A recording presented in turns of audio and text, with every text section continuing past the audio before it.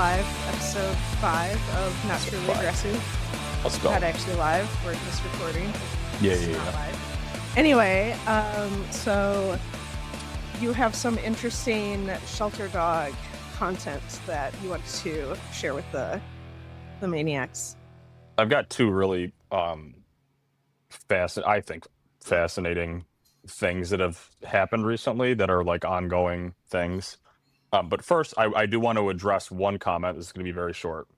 Okay. Possibly the most fair comment we've ever gotten. Okay. Uh-oh. It was on the last episode. 7 minutes in, and not a single coherent thought has been made. I'm out, or something like that. Yeah. And I actually actually replied back to that one. unironically, completely. Yeah, you're right. And like I think that depending on the listener, the sort of like beginning of the show State of the Union stuff could either be funny or just like, why, like, can we just like talk about dogs? And I totally understand both. I don't actually think we have anything to go over. We can get right into the dogs. I just think that was hilarious. Yeah, no, it was pretty funny. And I totally get there it. was And another comment that was like, choose one comment to roast every podcast. I was like, actually, we should do that. I like the idea of not just roasting, but also like highlighting a good comment. So this would be kind of like both for me. Be like, yeah, it's a good comment. It was fair. Like last thing, like for me personally, I am not a podcast person. I just don't like, I don't listen to them. That's not like my format of choice. I listen to like meme shitposty garbage, and then like video game speedrunning history stuff, and like crime. But I will say, you kind of like, you get a sense for, okay, I'm clicking on a podcast. This is kind of them chopping it up a little bit. I just skip that. You know what I mean? So like, feel free. You're not, if we're doing like autistic stuff at the beginning of it, just like skip it until dogs come up. I totally understand. Anyways. For sure. Yeah, there's always people that complain about either having too much banter or not enough. And it's yeah. I totally get it. I totally understand. I totally understand both. I get both. You can't please everybody. But anyway. Okay. So I've got two very interesting things going on right now. A board and train and a shelter dog. Which one should I start with?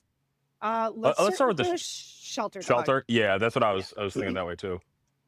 So I got a phone call from a shelter. Wanted me to come by. They had a few different dogs, but I asked because like I've gotten a sense now that when I show up to a shelter and they want me to look at a few different dogs, my new standard operating procedure, SOP, is to ask which one's the worst and how bad is the situation. Because what ends up happening every single time I don't do that is that they bring out the worst dog last, like they're afraid they're going to scare me off, even though I'm there for the bad dogs. And then I'm like, dude, I can't justify being here. I would spend 2 hours with this dog right now if I could, and I have to leave after 30 minutes. So I've had that happen a few times. So now, instead of dealing with that, it's like, okay, I come in. What dogs do you have? Okay, there's 3 you wanted me to see. 2 of them are, one of them maybe is like a little flighty around men, but is otherwise doing fantastic. Another one is like, oh, you kind of want to help get him to play. And then the third one is, if we don't make something happen, he dies.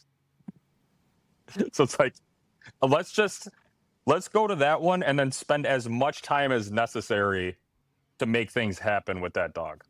So that is what happened here with a particular behavior that I have never seen before. And it is the second time ever that I had to immediately step 0 intervene with extremely hard electric collar. I actually had to, and it was I'm not going to spoil anything, but this is the situation. So an actual drug addict who was currently high walked his dog to the shelter with a belt attached to the dog's collar as a leash. Okay. Tried to tie the belt to a post. They caught the guy in the act and they were like, yo, you can't just, like, you got to come inside and at least tell us like some of your information or whatever. The guy comes into the lobby with the dog, walking him on a belt. It's a gigantic, like 70-pound pit bull mutt. And the guy is actively fence folding, as we call it in Syracuse. I don't know if that's like a popular phrase, but he's like having to lean against a wall to not crumble to the floor. Like the guy's just completely out of his mind. Just leaves the dog. They have no information. The guy goes back to whatever crack den that he's from. And they have the dog for a couple days. They start trying to interact with him, and immediately there's a really fucking bizarre behavior that's happening that honestly scared them, and it should have. This dog, he'll be just like standing with somebody, and he could be walking or just kind of like hanging out. And you know how with a male dog, you can kind of see this agitation begin when they're about to start like humping. Yep. There are like these weird little movements where you're like, oh, he's about to like go grab another dog or like start humping like the couch or something like that, or your leg or whatever. The dog will start to get agitated in that way, but it's a little bit different though. Like it's hard to explain. He will jump off of the ground, and you know how in some of like the males in Mondio ring, when they're on a bite, they'll clutch Yep. with their arms and their paws. Yep. He will jump up and wrap his arms around someone so hard that he's digging his nails into their back, like he's grasping for his life. Huh. In almost like a standing pin, Interesting. completely immobilizing whoever he's grabbing. And you would think, oh, he's going to start like humping, but he doesn't really. He just will grab. And he's not biting. He's not using his mouth. Just his feet. No. And he'll start. Well, we'll get to that. He did end up biting, but Okay. it wasn't like that. And he'll just like hold the person and tremble. It's crazy. It's absolutely crazy. They're telling me this, and I'm like, oh, the dog's just like humping you. Like, this is just stupid. But they brought him out, and I couldn't believe what I was watching. And I immediately was like, look, I took him, and they've got him on we put him on a slip collar, and there was a time, so on the biting thing, there was a time where one of the girls working there really did try to be like, dude, get off of me, and he did bite her, I guess, pretty bad on the leg. But I don't think it was out of this malicious intention. I think he's just venting. He was panicked. Yeah. Right. He's just venting. Like I can't explain enough that his eyes are popped out of his head, his face is peeled back, and like his eyes are like bloodshot too. It's kind of crazy, and you can see like tears forming in a ring around his eyes while this is happening. It's like pure like neurotic craziness. And I take him, I choke him off once, he comes back, I choke him off twice, he comes back, I choke him off a third time, I follow up, and he comes back harder. Like, okay, I choke him off again, and I was able to, I opened the back of my car because I was fumbling around looking for like a collar or something, and he was distracted enough to sort of jump up there and sniff around, and I'm kind of like thinking in my head, like, this is crazy. And there was a moment where, and this is not funny, I did not say this in a funny way, the girls there were like, well, what should we do with him then? And I looked at them and I said, you are going to do nothing. You can do nothing. He's stronger than you. You cannot take this dog out unless I can figure something out. It is way too dangerous. You actually cannot interact with him, because like there was a time where a couple days ago, one of the workers there was walking him on a woods trail, and she had to call for help because he pinned her in place, like in the standing grasp, and she was able to fish her arm through the grapple and get her phone and call for help, and they had to have someone like choke the dog off of her. Wow. And it is like they have not been able to do any sort of interaction with him whatsoever, because he's either in his kennel or he's out doing this or actively seeking to do it. Like he's looking for targets. Like he'll go up to people and kind of nose them, headbutt them, and then grab them. It's like crazy. So I'm like, okay, he's sniffing around the back of my car. I tried to redirect him off with a toy one time when he jumped up on me, and I kind of had him for a second. He like showed interest, and then he just grabbed me again. Like, okay, choke him off again. And then I'm like, all right, what are we gonna do? Well, anything you want to react to before I carry on, or do you want me just to keep ripping? Yeah, I mean, keep ripping, but like it's just immediately I'm like, I wonder how that behavior got created. You know, I genuinely, it's just crazy, right? And this dog is living in a drug den. Yeah, right. Like who knows? Probably spending time on the street, probably spending time on a tie out in a on a rusted pole in some shithead's backyard and just hanging around drug addicts. Um, but my first thought, I'm like, okay, just like nobody talk for a second. I got to think. Like, okay, quick side note about my mental state. Something that's been happening to me somewhat recently, I would say the last like probably 6 months or so, kind of like when I hit a new level of training and behavior and all that. I go from 0 to 100 to an incredibly, so like I see that dog and they're telling me the story, and I see the video of the guy walking the dog on the belt, and I'm like looking at the dog's face, and I'm like, okay, God hates us. I'm like, I just like I go like crazy. I'm like, and I would say I sit in it for probably 5 to 10 seconds, where it looks like I'm thinking about like the training, but actually what I'm doing is I'm thinking about like why, just like why is this happening? This is just unbelievable. And then I bounce back and I'm purely like operational, like totally dispassionate, just like, okay, how do I fix this, whatever. So I go into a very dark state for probably like 10 seconds, come back, like, okay, this is what we're in my head. I'm thinking we're gonna run two lines. The girls are gonna have to walk them in pairs, and all that's gonna happen is you're gonna try walking him. He's going to try to go up on one of you, and you're both going to step off in opposite directions, and you're just going to wait him out.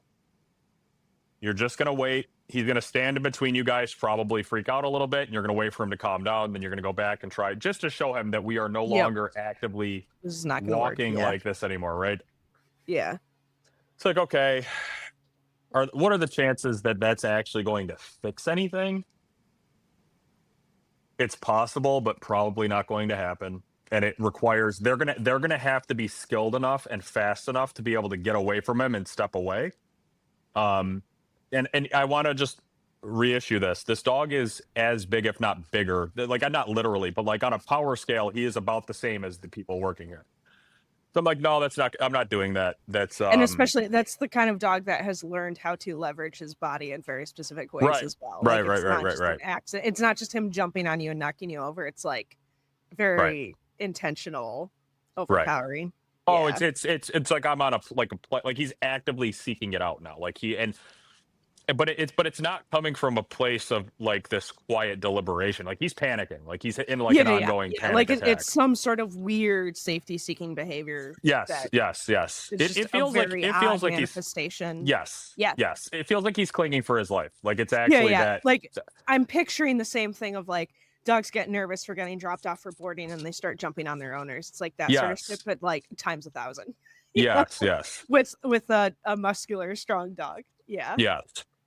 And I'm like, okay, the two line thing is potentially could buy the dog some time. Because I also failed to mention too, like I talked to the manager and she was like, we actually just have zero options. And I was like, I know. Like once I saw this, I was like, I know. Like I know. Like this is a euthanasia candidate. Like in any dimension, this is a dog that a shelter, if the dog is doing this, they should not keep it. It's like everyone's afraid of him. You could never place a dog that's doing this. So it's either this gets eliminated or at least we get some sort of progress, Yeah. or it's And just it's also not a thing. the reason those behaviors can be so dangerous as well is not necessarily because he's biting right now, but like even you hinted to it before. If an everyday person tries to stop it and the dog is in that panicked of a state, Right. now that level of escalation is potentially very problematic. Right. Like those are very, very difficult cases where the dog is actually panicked, Right. and everyday people trying to intervene is probably not going to go well, Well, which is very unfortunate, but it is the reality. how often do you think like first responders get brutally injured? Right, right, yes. Yeah, Try it's the like there's a classic, like, if trying to help somebody drowning, right, and they pull you right. you know, it's the same. You It's the you don't same even sort of you shit. don't even have to go. You can go more closer to a 1-to-1. Imagine there's a mentally ill person having an episode in the middle of the street. Yes. Yes. That you could have a physical power advantage over that person, and you could still get fucked up. Like you could still get your nose broken, teeth knocked out. You could still get concussed. You could still get bitten and scratched and clawed. Like it can be very bad, right? And that's when you have an advantage. Now let's take the person is as big as you, as strong as you, and is currently in a state of like retard strength. right? And they're just throwing caution to the wind, zero self-preservation. I'm just going to perform. I'm going to windmill punches regardless if I hit concrete or a human face. Like, I'm just going to go, right? So like the dog is like in that, right? And we're talking about kennel workers that are doing their best, but like this dog is out of control, and he did go off on that girl and bite her, and she said Right. the back of her leg is one big bruise, right? Ugh, yeah. So I'm like, okay, we can try to survive like limping by with the double line until I can think of something better. There's also the chance that if you get the dog walking on the double line, that he's able to get some of like the repressed psychotic Yes. energy out of him, just like being a dog in the environment, and maybe that will decrease the severity of the problem, and then it's easier to punish or whatever. Yep. But then I was like, well, the electric collar exists, Yep. and I'm not a bad person, so I'm not going to leave a dog like this, and I'm not going to let him die if there's anything I can do about it. So I Mhm. put an electric collar on. Electric collar goes on the dog, and I kind of went into my leave me alone mode. So I just everybody stopped talking. Not that they were. I am actually getting really out of touch. Like I'm basically getting to the point where I walk into a place. I'm like, this is all on me. I have to do this. I don't think it's actually going to be challenging, but I just can't have any distractions right now. I'm kind of getting abrasive with people, I think, and I need to try to dial it back. But I do just go one to one with the dog, and like there's people there and everything, but it's just he and I, and like we're going to deal with this. So standing there, he jumps up, goes right into the wrap, and I had instructed. Well, no, actually, the first round I didn't, because I wasn't talking to anybody at the time. But I get him off me with the e-collar, hits the ground. I tapped it 2 more times, and it's at like a very very high level. I don't know exactly what, but it had to have been it had to have been 70s 80s. Um, After that rep, I realized we can actually make this better. And he reacted like you would react, like a dog would react when they feel that for the first time, which is like, holy shit, right? And he like backs away and is like, whoa. I then told the girl that was most like, yo, I want to save this dog. I want to walk this dog. And she's like a legit day one rider. I told her, I was like, we're going to pair this with your voice, with your no, right? So dog comes back. This is the most important part of the process, is that I don't recall him back. I don't command him back. I invite him back. Hey, come here. He comes over. I love up on him. He thinks about doing the thing, stops himself. I love up on him a bit more. Another few seconds pass. I stand up, and then he goes for it again. And I give the signal to the girl. She says no, and then the e-collar goes off again. And we ran this, I want to say 4 times. And yeah, I mean, it's took him for a walk, and they're passing the leash around, and we're out in the woods. That's a Walking Dead meme for anybody that doesn't, in the woods. We're walking around the woods, and he's running around, tail wagging, having a great time. And of course, I am obsessive watching the behavior and like the brain at work, and the power, like just the supreme power of clear contingencies and agency, where the dog is then allowed to have full discovery and find out on the back end why that happened, not just on the front in the commission of the act, but also in the aftermath, is not being restricted with a 5-foot leash or a sit command. We're like actively, I'm like, no, guys, like call him over to you. And he's like running around having a great time with everybody, right? Like full on, they're like, we've never been able to just pet him like this because it would normally spiral him. There was a time where he jumped up onto a bench and I was petting him. And this girl that I had conditioned to know, she's like a legit, when I say day one rider, I mean like she's like basically a dog trainer at this point. The dog goes to jump on me, and she says, without my direction, no. And he immediately, for anybody that's just listening, turned his head, jumped off, and was like, submitted, like got it. And that was in like 3 reps or whatever, right? There was the one that I did unannounced, and then the 3 with her voice. And then I'm like, yo, come here. And he's back in my arms. Like, just done, right? Like, we go for a walk and have a great time. What else did we do? We made sure to put in probably 20 minutes with no problems before he got kenneled up. And then I ran a few people through the electric collar and all that, and I left my e-collar with them. Um, and I'm going back tomorrow. So actually, it'll be the day I'm going back the day that this is getting posted. But they sent me videos from last night and this morning. So last night they had to get on him one time. Otherwise, the one girl walked him with the group, but it was just her mostly interacting because they're still like scared of him. Like they're just like, dude, this is crazy. And then this morning they sent me another video of him standing in the woods with the pile of people. The whole staff's out there with him, and they're all taking turns loving on him and shit. So that's a really interesting one. And tomorrow I'm going back, like I said, and we're going to try to build off of that and see. It's more so that I want to see myself, like where like if the clarity is truly the way that we need it to be. Yep. Yep. But there's zero avoidance. Like the zero, like of human beings. There's zero. Like they're sending me videos of him running around to people and stuff. Like there's completely zero. So that is like, aside from stopping the behavior itself, suppressing that's the most important part of it, right? Is that there's so as far as that dimension goes, it's crystal clear, right? The problem. Well, I'll let you. Is there anything you want to chime in or almost anything? I think what's interesting about that is almost the fact that it was probably this very almost like hyper specific built behavior allowed a ton of clarity then in stopping it. Yeah. Yep. Because the dog was so completely in that very specific track of Yes. I need to do this, otherwise I think I'm gonna die, or whatever it is in his head. And then going in that exact moment, hey, stop it. There was no thought in his head of like, oh, I'm just getting like, he's not even thinking about the person probably at that point. Like it might as well have been a light post that he was clinging to.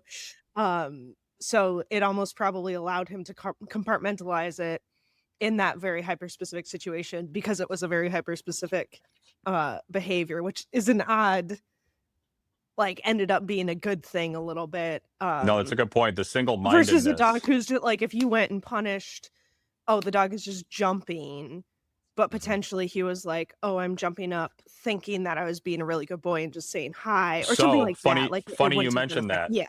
Funny you mentioned that. The girl, her name's Courtney. So she actually is in a lot of the shelter workshop videos. She's like a legit OG, like I couldn't getting me to say this about someone with dogs is like impossible. Okay. But in one of her texts from this morning, she was like, there was one time I let something go because he jumped up on me, but I thought he might be playing or he might be trying to get my attention or something. And I was like, good. Okay. I was like, okay, he's gonna live. Like he's gonna live. Because if there's someone there that has that level of understanding, then he's gonna be fine. It was just a matter of putting the delete down on it. Hard enough that the person there with an extreme level of motivation and talent can just pick up and just go. You're right about the single-mindedness and the desperation actually just narrowing down to a very specific reason why this is bad. It's not like you said, like the jumping up on people for other reasons. Like we're very sure of what this is and like the motivation and all of that. And the dog is 10 times as sure because it's his own brain. So he knows I do this bad. There's just no question about it. And then on the back end, making sure that he knows it is a very, very, very specific way you are interacting with human beings that is causing it, right? That thing that you think it is, you can believe it. That is what it is, right? It is not anything else. So back to last episode talking about like the quote unquote correcting dogs for looking or thinking something. It's like, dude, there are reps, I'm sure, and as good as Courtney is, I'm sure there are reps that she misses where the dog thought about doing it and said, I'm just not going to. And then In the aftermath of that, you know what's happening? He's running through the woods or he's getting belly rubs. So now it's Mhm, all of a sudden why, just like, why do this? You know what I mean? mhm. Yeah, and I think the But other interesting point that this whole sort of anecdote brings up is when it is appropriate to use punishment as the first, yeah. "Hey, I'm gonna just absolutely hit the tape on Well, hardcore on this." in the shelter Yeah. the shelter workshop videos, which I'm just shill. There is an entire section dedicated.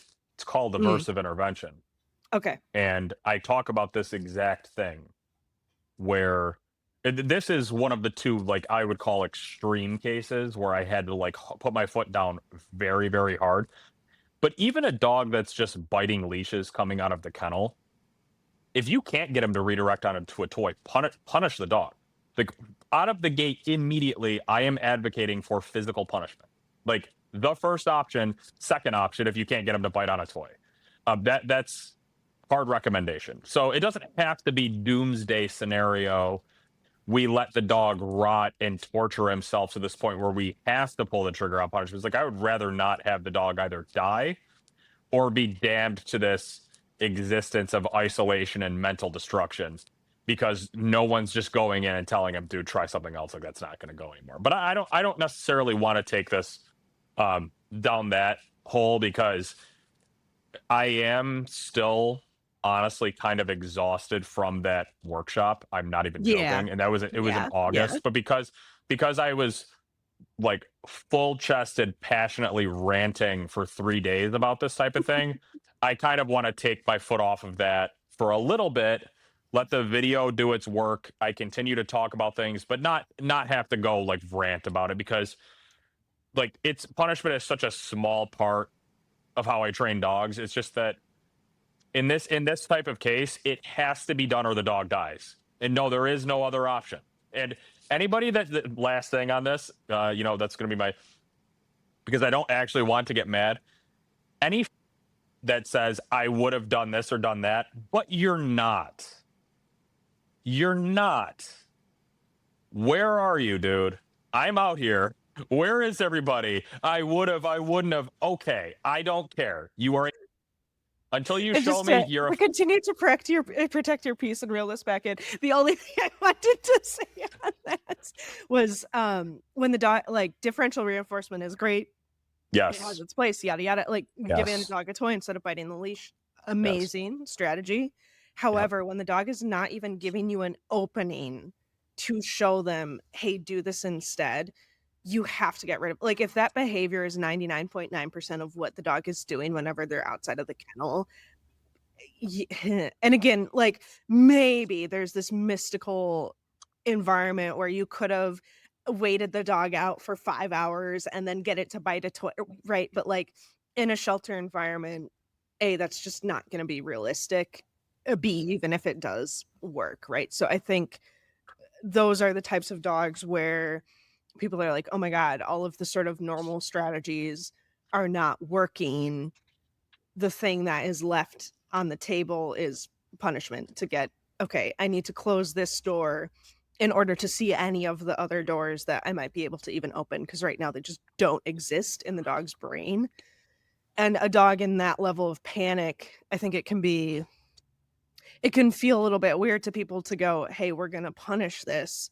But Hmm. again, like, all of the rest of the variables and the pieces and what we wanna have for clear contingency and a good outcome with that, were in place. Then it's like, okay, make that evaluation and go, "Hey, like, you just the stove is gonna burn. Like, we're gonna set this up to just you cannot go into that level of panic, because whatever you think is gonna happen to you, I'm gonna make it basically, hey, here's the opposite, balance that scale out and go, hey, that doesn't work the way that you thought it did. And then be able to actually direct you to something that is fulfilling, does get, vent all that frustration, et cetera, et cetera, et cetera. And now you probably won't have to touch that ever again. But again, that's the difference between, like you said, the dog being adoptable and being alive and having a potentially very good life, versus not even having a chance at all. So, anyway, just, like, basically, I think it's a very interesting example of why do we sometimes need to have punishment as a first line? And to me, the answer to that is like, and there's more nuance to this, but just to probably this is what you said a little bit in your shelter workshop, but to just summarize that lesson, um, if differential reinforcement or any of the other strategies are just not on the table, it's like, hey, we just have to make this go away. So I a couple things, and then I want to ask you a question. Yeah, First thing, um, the thing that differential reinforcement really fast. yeah, I kind of had a reaction, a backlash internally to differential reinforcement the same way that I did to obedience, yes, yes, where I was like, because of the way that people are using it and swearing by it and bastardizing it, using it in ways that I would, and probably I imagine you as well, would consider to be avoidant, kind of yeah. like Yes. Whereas to mystic me, little I'm thinking smoke and differential mirrors. reinforcement is literally the two-line strategy that you were like, "Let's start with Yeah, it." yeah, Like, yeah, that is differential reinforcement is let's right. make you sniff in the But woods. even But doing, I'll but let you continue, but, like, I know that's not what that's you my think of when you think That's my differential reinforcement. preference. No, that is my Yes. preference for differential reinforcement. It's like the Or I dog mean, wants when to. you hear someone say differential Right. reinforcement, you're Yeah. assuming that that's not what they're The, thinking. Yeah, the they're the thinking way of the one way specifically. people are going to use differential reinforcement is they're going to be like, this dog blows up at other dogs. We're either going to positively or negatively reinforce a sit and eye contact Yeah. with me, so that without the thought ever crossing their minds that maybe we should try to introduce him to dogs, Yes. like, and Yes. actually answer Which is questions. So it's actually you. differential reinforcement. Yeah, it is, because Yeah, then the yeah, yeah, dog's yeah, like still yeah. excited to see dogs, but putting it into something else. Correct, correct, But yeah. the thing is, I got so upset at how people were like Michael Shikashio and guys like that are like, my genius differential reinforcement protocol. You're just a loser. Everyone knows you're a fucking loser. I love beating up on that guy, because but it's not just him. Like, it's all that type of training, and a lot of balanced people, and they think this is as far as it goes. But here's the thing: differential reinforcement can still, as a short term, let the dog vent something, like with the toy. But even the way that people use it, that is kind of retarded, can kind of have a place. Like, I actually could see with the board and train I have now, teaching a heel and rewarding a heel with food could actually be a way to get my foot in the door with her around dogs. Like, actually, I don't think I'm going to do it precisely like that, but I could actually see establishing some sort of alternate behavior and then punishing the bad behavior. I could see that sort of softening the dog's perspective on the scenario versus going in and just bashing your head off of a wall. Yes. Like, I So, do think there are some dogs that exist that literally just do not have the flicker of the thought in their head of anything else being on the table, and even just going, "Hey, I'm gonna push you 5 degrees to the side," and they're like, "Oh, okay, that exists." And then when I try to change your mind a little bit harder, it's like, "Okay, I've already kinda gone down that pathway." But yeah, like, you can't stop there, obviously. I'll let you no, continue because that's no, probably closer to what you're saying, you but yeah. can't stop there. And even when people do the differential reinforcement, they often do it at thresholds that are so ridiculous that it's not It even doesn't like even matter. realistic. Yeah, Yeah, it's like not even, yeah. you're not actually. Actually, sorry, not to go on a sport dog tangent, but this is such a Go huge for it. one that people do in bite work too, is, okay, so, like, one of the strategies that and I absolutely will utilize it, is, around a decoy, making a dog hunt for food in the grass. Mm, Um, and typically where people go with that is they're like and you start this way, right? Like, "Hey, you must eat," even though there's decoys and the goal of this exercise for people that are not sport people is basically building to the point where the dog can realize that, hey, the decoy is not on the table right now until I give you the bite commands, and controlling the arousal around that and all of that stuff. um interesting. but for me, okay, it starts as and when it is effective, in my opinion, or at least has the fewest amount of holes, uh you eat food around the decoy, just introduce that idea. But then very quickly, I absolutely will use negative reinforcement and punishment to go, no, you actually must eat this food. Hmm. Um, and make them hunt. Um, and but that's something where a lot of people do get stuck on like this is a strategy of differential reinforcement where I can make the dog eat food and lower his arousal, but the dog is not actually making the decision to keep his arousal low. He's just going, there's still food on the ground, Mhm. therefore I eat it, and then when it's gone, I'm gonna flip back to the decoy, spike up, and then you're gonna go, "Oh, no, here's more food." But Mhm. if that cue of the food on the ground is not there, you do not have the behavior or the mental state or whatever that you need. So in order to finish it, in my mind, I have to get to a point where I can and I think we talked about this a little bit on a previous podcast where I can tell that I have clarified for the dog this 100% understanding of don't even think about what's over there because that door is completely closed and you need to wait for my signal to open it. Right now, we are 100% committed to eating. So you better eat that food. And if you finish it, look at me and go, hey, what's the next cue? Whether it be obedience, or maybe I do send you to bite at that point or whatever. But you can't just go, nom nom nom nom, and that like aggressively eat my hand, and then as soon as that's gone, flip back to the decoy. Like it looks like very similar things to an outsider of the strategy of eating food around a decoy, but mentally it is vastly different things and is going to have vastly different results when then I go, hey, now you need to heal around a decoy who's giving a bunch of stimulation. And you have to stay in task and not get drawn to it and not have conflict and leaking and frustration around it. So anyway, like that, I think again, just as a sport example, I know that not all of our listeners are going to necessarily be able to apply that uh sort of, in the actual context, but the extrapolation there of a valid technique that can work versus something that is getting you stuck in management mode or just a crutch is like, okay, if you want to do those differential reinforcement strategies, the very typical ones that we were just talking about, hey, food scatter, or even you need to be healing or in obedience or whatever, you have to finish it with aversive control and that level of clarity. Otherwise, the dog is going to be continually stuck on if you don't have the food with you, we're not getting the results that we thought we were getting. Right. Um, but I think you can do those strategies again, like kind of harken back to the food podcast where I was like, it may not necessarily be my first choice, but if you do want to use those strategies, there are better and worse ways to do that. Right.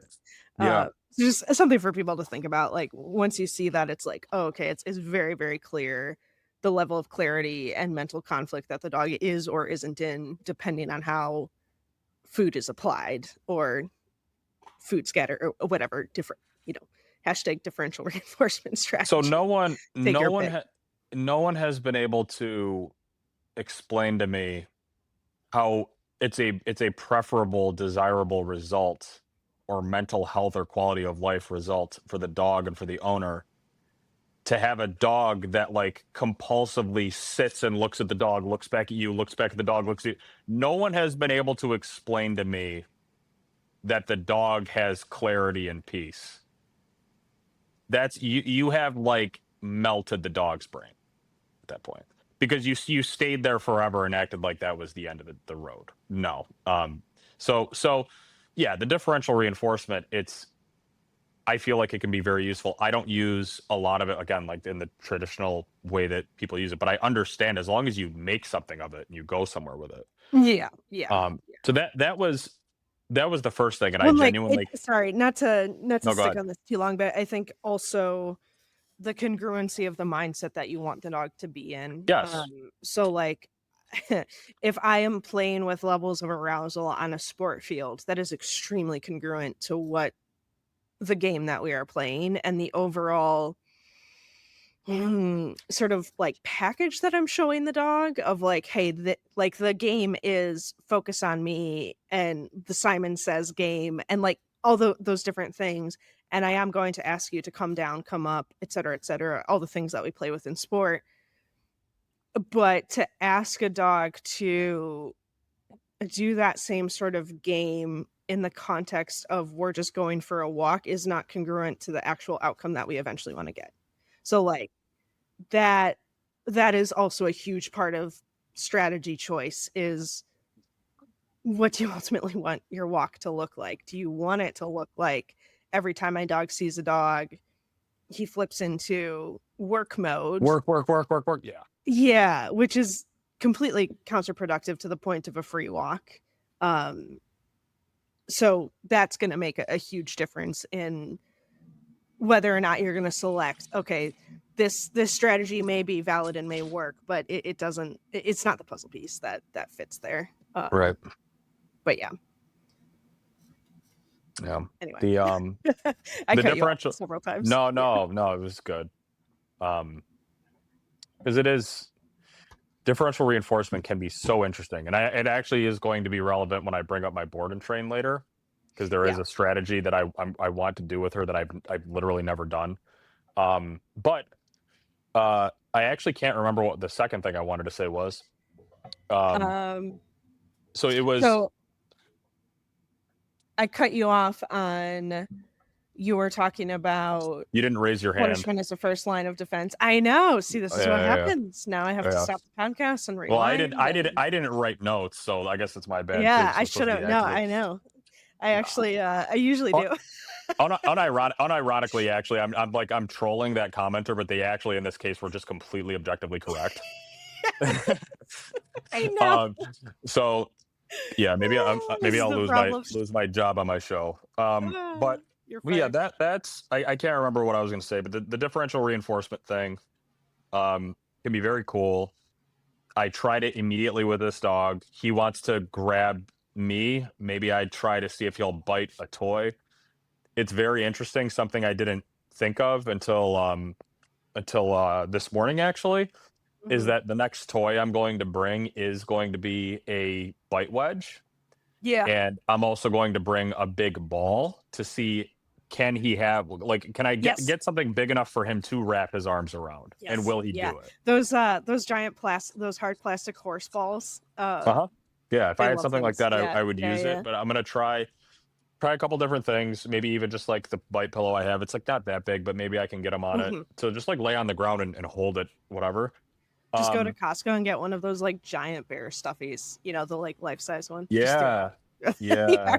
That's actually an interesting point. It would just get destroyed so quickly, but I could.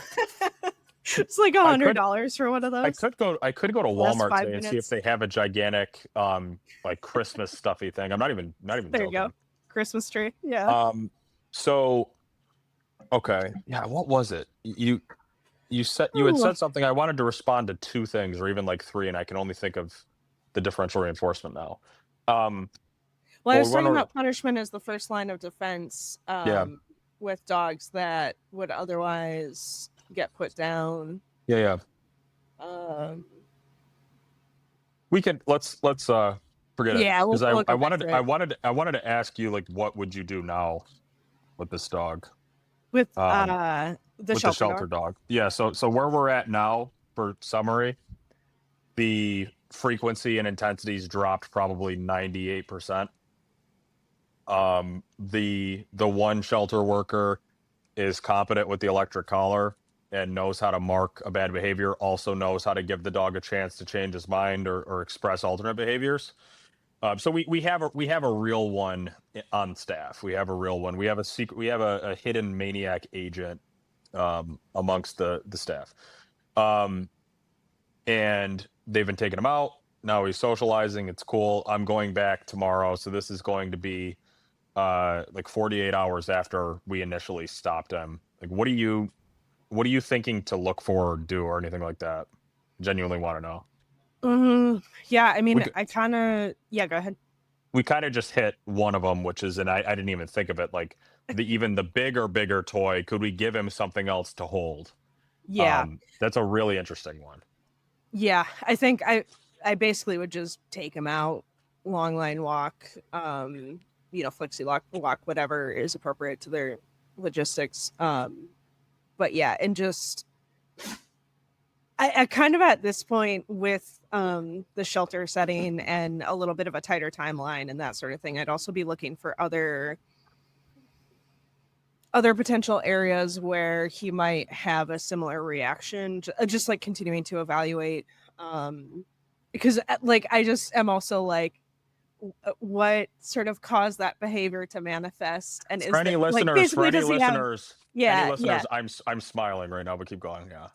But I yeah, have like an it just idea. kind of makes me wonder, like, are there any other skeletons in the closet? Because like it's fucking bizarre. So I just want to feel comfortable that I kind of dissected like his psyche a little bit Hmm. more just in watching him interact with people, and then yeah, so like just walk, chill time, and then play, honestly, and just spike him to that level of arousal where he might be tempted to kind of trigger back into that mental state, um, and then start putting obedience into the game, teach a drop, um, kind of all of that normal stuff, and just yeah, like because so far we've seen when he gets into a like just crazy mental state, it is only bad things. Right. So then if we spike him again into that state of arousal on purpose in a controlled environment, yada yada, um, can he actually productively vent that? Um, and like that could potentially show us, holes that we can kind of look to patch. And um, but yeah, that's yeah, take him for a walk and play with him and see what happens, basically. Yeah. Which is not a super thorough answer, but Well, you conceptually, I have a very, very specific idea based on something that you said. okay. So you're like, what if we tried to find another, uh, other scenarios where it could set him into that state? So Yeah. we're basically proofing the punishment at this point. Yeah. Yeah. Yeah. We're proofing the suppression. Like, do you Yes. actually Yeah. get that you can't do this anymore? Yeah. Yeah. Um, there are ways to go about doing this that are extremely unfair. And typically, if you think about it, like in how would you be unfair in obedience training? You would have Yeah. well, yeah. I mean, there's probably a bunch of, but there's one major thing I'm thinking of. Can you think of it? Like, you know it, but like, would it be the first thing that came to your mind? So I mean, honestly, the one I'm thinking of right away is somebody is trying to get their dog to stop getting things from on the counter, do a punishment, whatever, and then they're proofing it and they go, "Hey, buddy," and tap the counter and are like, "Hey, Yeah, get up yeah, here." yeah, yeah, yeah. Basically But tell them to do it and then correct the dog for it, like shit like that. right. So like, so we're in the same direction, but I want to make it very specific, very specific. So I'm thinking in an obedience training context, like you're training obedience. How would you be unfair? To me, like again, that the thing that pops into my head because people do this all the time, and I forget to clarify for them not to do this. Is let's say I tell them, "Hey, put the dog in a sit or a down, and we're going to do some distraction proofing," and I tell them, "Hey, just like do something that's going to make him want to break." All of them go, "Come here, buddy," and Right. pat their So legs and tell their so dog to come, and then the dog is like, "Wait a second." So yeah. there was a spike in criteria. Mm, The criteria was raised too quickly, too fast. okay. Right? Okay. It's Okay. not Yeah. it's Yeah. not the Yeah. Yeah. Yeah. concept of raising criteria, it's doing it in a way that Yes. actually coherently makes sense to where It's a much you're clearer not way to put it afraid. than what I was saying. No. So, but this is how I think about behavior too. This is how I think about behavior too. It's like 100%. it's like 100%. I am not trying to obnoxiously provoke a bad behavior from Yes. a dog that is in serious trouble. That's not actually Yes. what I'm trying to do. But I'm I just am making the also environment progressively more right. challenging. So I am Yeah. also not afraid to quote unquote accidentally provoke him if it is in a context that he is currently rising to meet. You know what I mean? Like he is getting better. So we are not going to hang down here with the electric collar on going for low arousal walks all day. We do need to start moving things, you know what I mean? And I have I get sort of like demonic about this, but not in like a bad way. Like that, this is like my favorite thing though. Passionate. Passionate. Yes. Yes, is to like repeatedly show the dog like actually you can do this, actually you can do this, actually you can do this, because this is where shit actually starts opening up in the dog's mind. So and in the dog's like perspective on life, you know what I mean? He's not walking around repressed. It's like, no, I actually, there are a bunch of things that I can do in varying states of like mental energy, Yes. arousal, Yes. whatever. So, Because sorry, just to back up on a point yeah, too, is go. one of the things with when we are using punishment as a first line, and again, I think it was very clear for this dog, obviously, based on how he came out of it. But you're potentially giving the dog the lesson that if you come up into this state of arousal, like that is bad. Like you're potentially capping. I mean, people do this all the time accidentally with pet dogs, where it's like they start to play tug, or they start to roughhouse with the kids, or they start to play anything that's like too much. Pet owner is like, nope, we don't do this. And so the dog learns, if I allow myself to sort of feel out of control, then bad things are going to happen. And so clarifying for that dog, where it's like, and this is back to your whole like religion of the release command. It's not just don't go there, don't get to an escalated mental state. It's tied to this specific context and this specific behavior that mental state caused you to do. But there are other things that you can do with that mental state that are also now appropriate and okay. Yeah. This is where I get really excited. Yes. Because my favorite thing to do is to try to have the dog understand that the alternate behaviors in that mindset can look virtually identical to the unwanted behavior. This is where shit gets so cool. Yes. So and if super this were nuanced. if this were a pet dog, I would do something that would seem completely retarded. I will not do it because he has to be adopted. I would literally teach him in play a cue to jump on my chest, to put his hands right up here and hold, and like we would hold each other, we'd embrace. And I would make that as a precursor to the ball being thrown. I would make that like awesome. And I would also make it a resting position too. Yes, Having like his arms up on my shoulder. Security. Right. Yes. Right. Yeah. So I am showing him without a shadow of a doubt.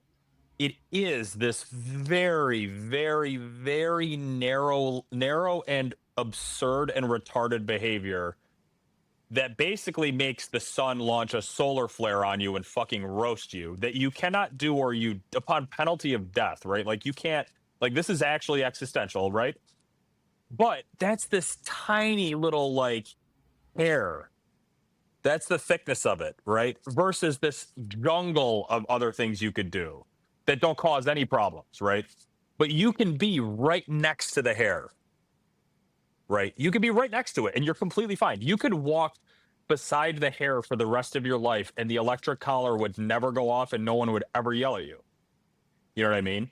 So that is what I would want to do with this dog if he were a pet already. I would teach that behavior. Because he's not, we have to be a little bit more reserved. But I am going to start with some like rough petting, like a deep massage. Because before that would have been totally like he would do this from a standstill with nothing, but any petting, you touch and he's going grabbing, right? We're going to start with, and they already have, like I'm kind of getting a, I instructed them to do a little bit of this and they were very happy to start being really affectionate with him. But I'm going to push it to the next level where now it's going to start to turn into wrestling a little bit to start, because I want to be fair, but also he does need to be adopted, right? But we're going to start wrestling a little bit. And then I'm going to stand up. And if that sets him off, punishment, right? Then we chill. Hey, bud, you're okay? Start wrestling a little bit again. And then I stand up and he doesn't do it. And then we either go back to wrestling or we go for a run or we go sit down, like what, literally anything else, right? And then I can progress from that point to getting like I'll be on the ground with the dog and he will not be doing this to me. Like an open shot, like you have it's completely your choice. And you are in, like my ideal would be we get to an even higher state of arousal, which actually may not even be possible because it was so desperate. He may have actually been clinging for his life. I don't think we can generate exactly that. I would rather him not feel like that ever again. But like, right, I was gonna say, kind of don't need to. Either. Right. Yeah. But like getting him into that higher state of arousal energy and doing a bunch of things that sort of approximate that bad thing, but not really. And having them just not get you in trouble. That would be the thing that I would want to do next, and I would want to pass that along multiple people. And that would be really, really cool to have him like hug somebody, but have it not be from that dark place. Yes. That would Yes. be the coolest. Like I'd be so happy. So we'll Yeah. see. We'll see. It would be too much too soon if I, again, with the criteria raising it too fast. It would not be fair for me to go in and run circles around him from behind a barrier and then jump in and be like, "Ah," and then he does it and then I crush him. It's like that. That would be like, imagine they said, Dylan, this isn't working. I would put a second e-collar on him and I would do that. But that's like insane. That would never Yeah. happen. You know what I mean? Yeah. That's fucking insane. Yeah. So Yeah. we don't need to do that. We would build No. up to that over time. You know what I mean? Mhm. But that's Yeah. what my plan would be. Yeah, and I think this is a concept that I think is a little bit mind blowing to people until you do have successful results with clarifying it to this degree with a lot of dogs, because there's still kind of the internet advice of, don't play tug with your dog because they're going to get aggressive. Never let them jump on you and play because then they're going to, like people thinking that if the dog does it once, that, or in this context, that it's immediately going to translate to this other context. But they are very, very capable of Do you know who did this to me? discriminating. Do you Yeah. know who did this to me? Discriminating, right? So you just said Yeah. that. And not Yeah. the fun kind of discriminating. We're talking about dog training. You know who did this to me? The guy that taught me all this stuff. Yeah. So Ivan one time said something and he just like will have these throwaway comments that I don't think he intends on being mind blowing. And I'll just be like like I'll disassociate. I'll be like, I have to Go to think another like this universe is to think crazy. about this for a second. Yeah. Just some conversation broke out where people were talking about dogs eating in people's garbage cans, like knocking over the garbage can at home and getting, or like diving into it and getting into it. And he was like, yeah, it'd be really fun to teach that dog a game where he retrieves food from the top of the garbage can. And I was just like, that, like, and then I thought about it more. I'm like, but it's not the garbage can. It's not the top of the garbage can. Correct. It's Correct. not eating near or on the garbage can. Correct. It is going into the garbage can. Into the garbage can. So you for deeper actually food. cannot. Yes. So when that went off in my mind, I was like, this has become my new favorite thing. It's like it's like simultaneously funny, looks really cool, but also looks dumb to some people. So it will trigger some people. But most importantly, it provides this absolutely almost like obscene level of clarity to the dog. Like ridiculous level of clarity. You know what I mean? Like if you want to talk about not causing superstitious thoughts, this is how it is done. And you don't have to go that crazy with it or anything like that. And with I would argue in most cases you don't actually It's not need to worth the go time. half Yeah. this far. But it's Yeah. just If it's it your is own pet cool. dog that you have plenty of time with and you're not on a time crunch with a board, like that totally makes sense to do. But like for the most part, it's like you've got a few weeks and you're probably not doing that. But the concept is extremely relevant. But yeah. Sick. Anyway. I love this. Like I love Yeah. this. So that'll be I'll be toying around with that, assuming that things are still going well and we don't need to rehash things and go over things. That'll be tomorrow. And of course, like I would love to get him going on a regular toy, and like your idea of like potentially even going. I think you may have been trolling, but like literally, I could go out and No, get I like mean, a human sized pillow. conceptually, like I definitely would do it. Yeah. I just don't know. And if it's, that didn't even feasible. cross my mind. That didn't even Yeah, cross my mind. yeah. But that would actually be the easiest entry point. Would be something that's like near human size. Yeah. And then See, work when you your have way a down. Chihuahua, it's really easy because you just get Right. them like a normal size stuffed toy, and then Yes. go, holy shit, this is giant. Yep. Yep. That's a good point. Just a shout Yeah. out to her. If this dog was a Chihuahua, I don't think we'd be having any problems. Well, actually, no one would still want to adopt him because the behavior's creepy. No.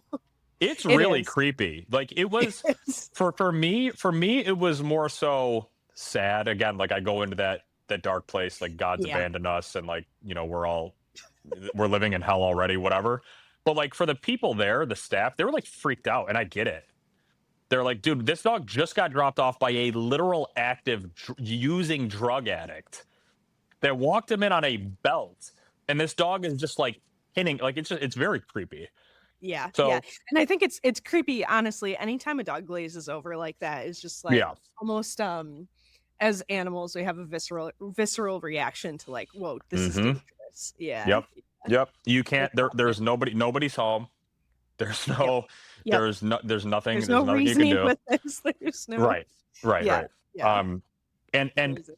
it is I don't feel bad about this. I of course like I didn't record any of this. It would have probably been the most important thing that I had ever had recorded, period.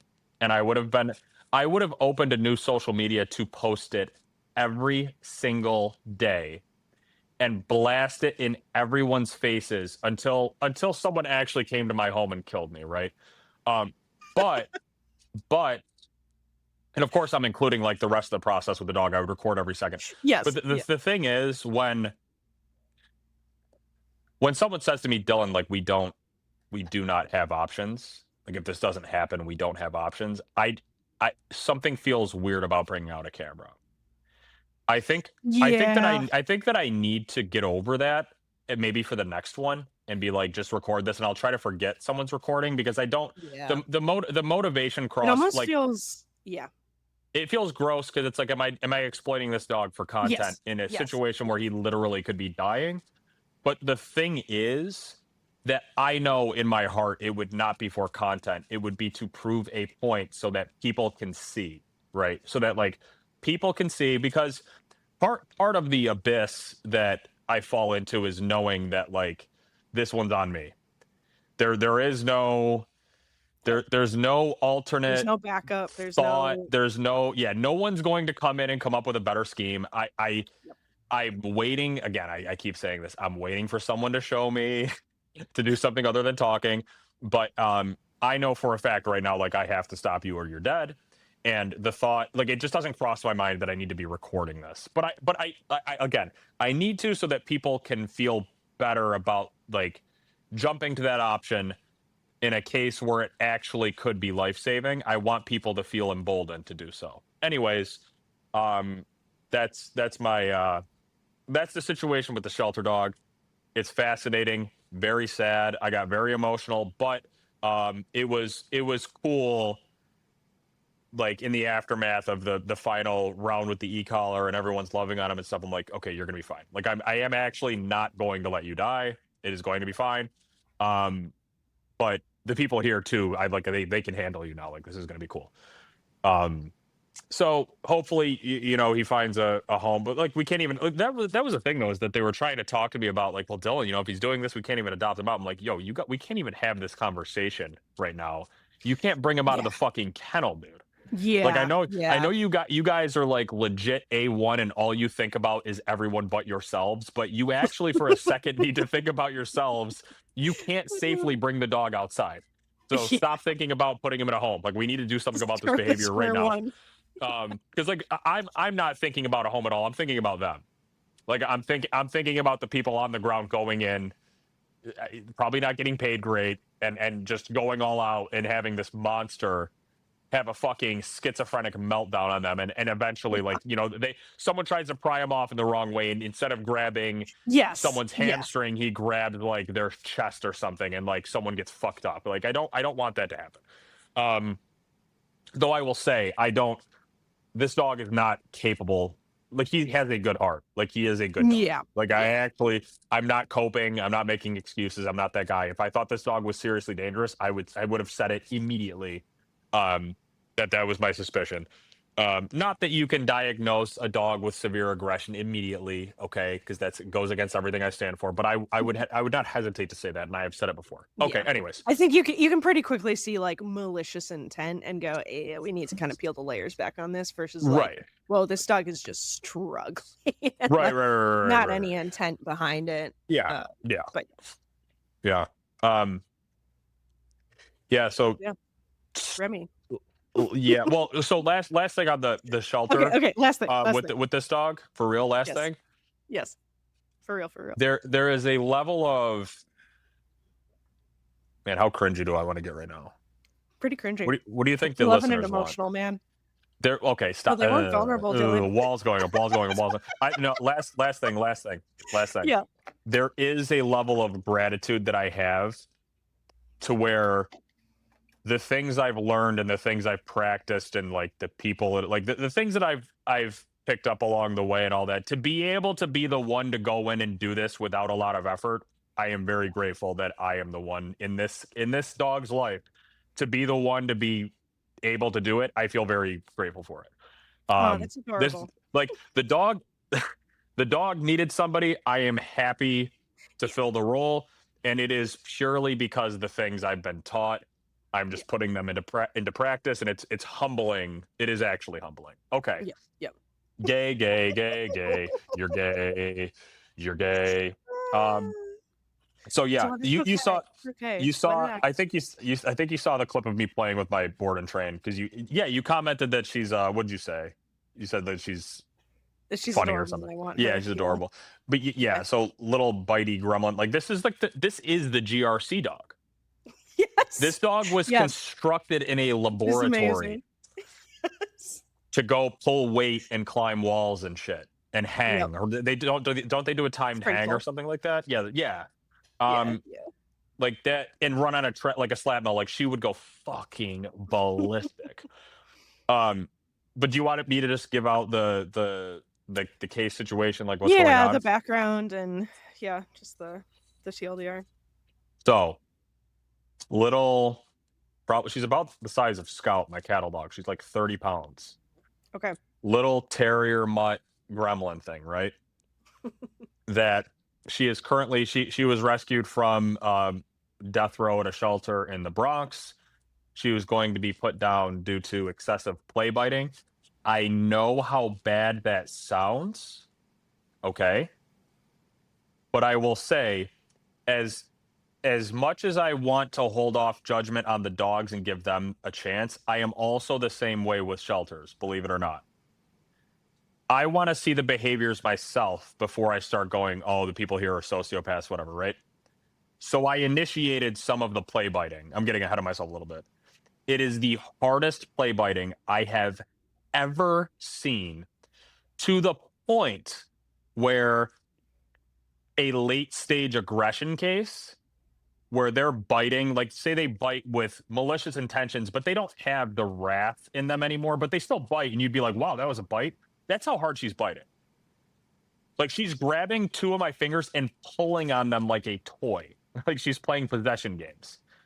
I was like, dude, okay, I get it. If you have no options behaviorally or no training solutions, you can't adopt this dog. Like that's actually the thought crossed my mind. I was like, do I need to put gloves on? And then I was like, well, I'm straight, so no, I'm not going to. But like the thought actually blinked into my brain for about a second. That's how hard this dog bites. So I get it. There's no disparaging thoughts to the shelter at all for the decision. That Yeah, is yeah. just And where again, she was their at. hands are very tied in Right. terms of they have to sort of, I don't know, not cater to the lowest common denominator. No. But They they have have to to think make about realities that are logistical not always decisions based ideal. in Yes. reality, right? Yes. Yeah. So she's also loaded on trazodone. Um, Yeah. so intercepts the Korean Canine Rescue, who Okay. operates out of the city and who are superhuman individuals. Love these people. They are also responsible currently for about half of the clothing that I have in my wardrobe. They have sent me like their entire merch line. I don't buy clothes, so I just accumulate gifts over time. So I will be wearing largely their. I'll be like a billboard for Korean Canine Rescue.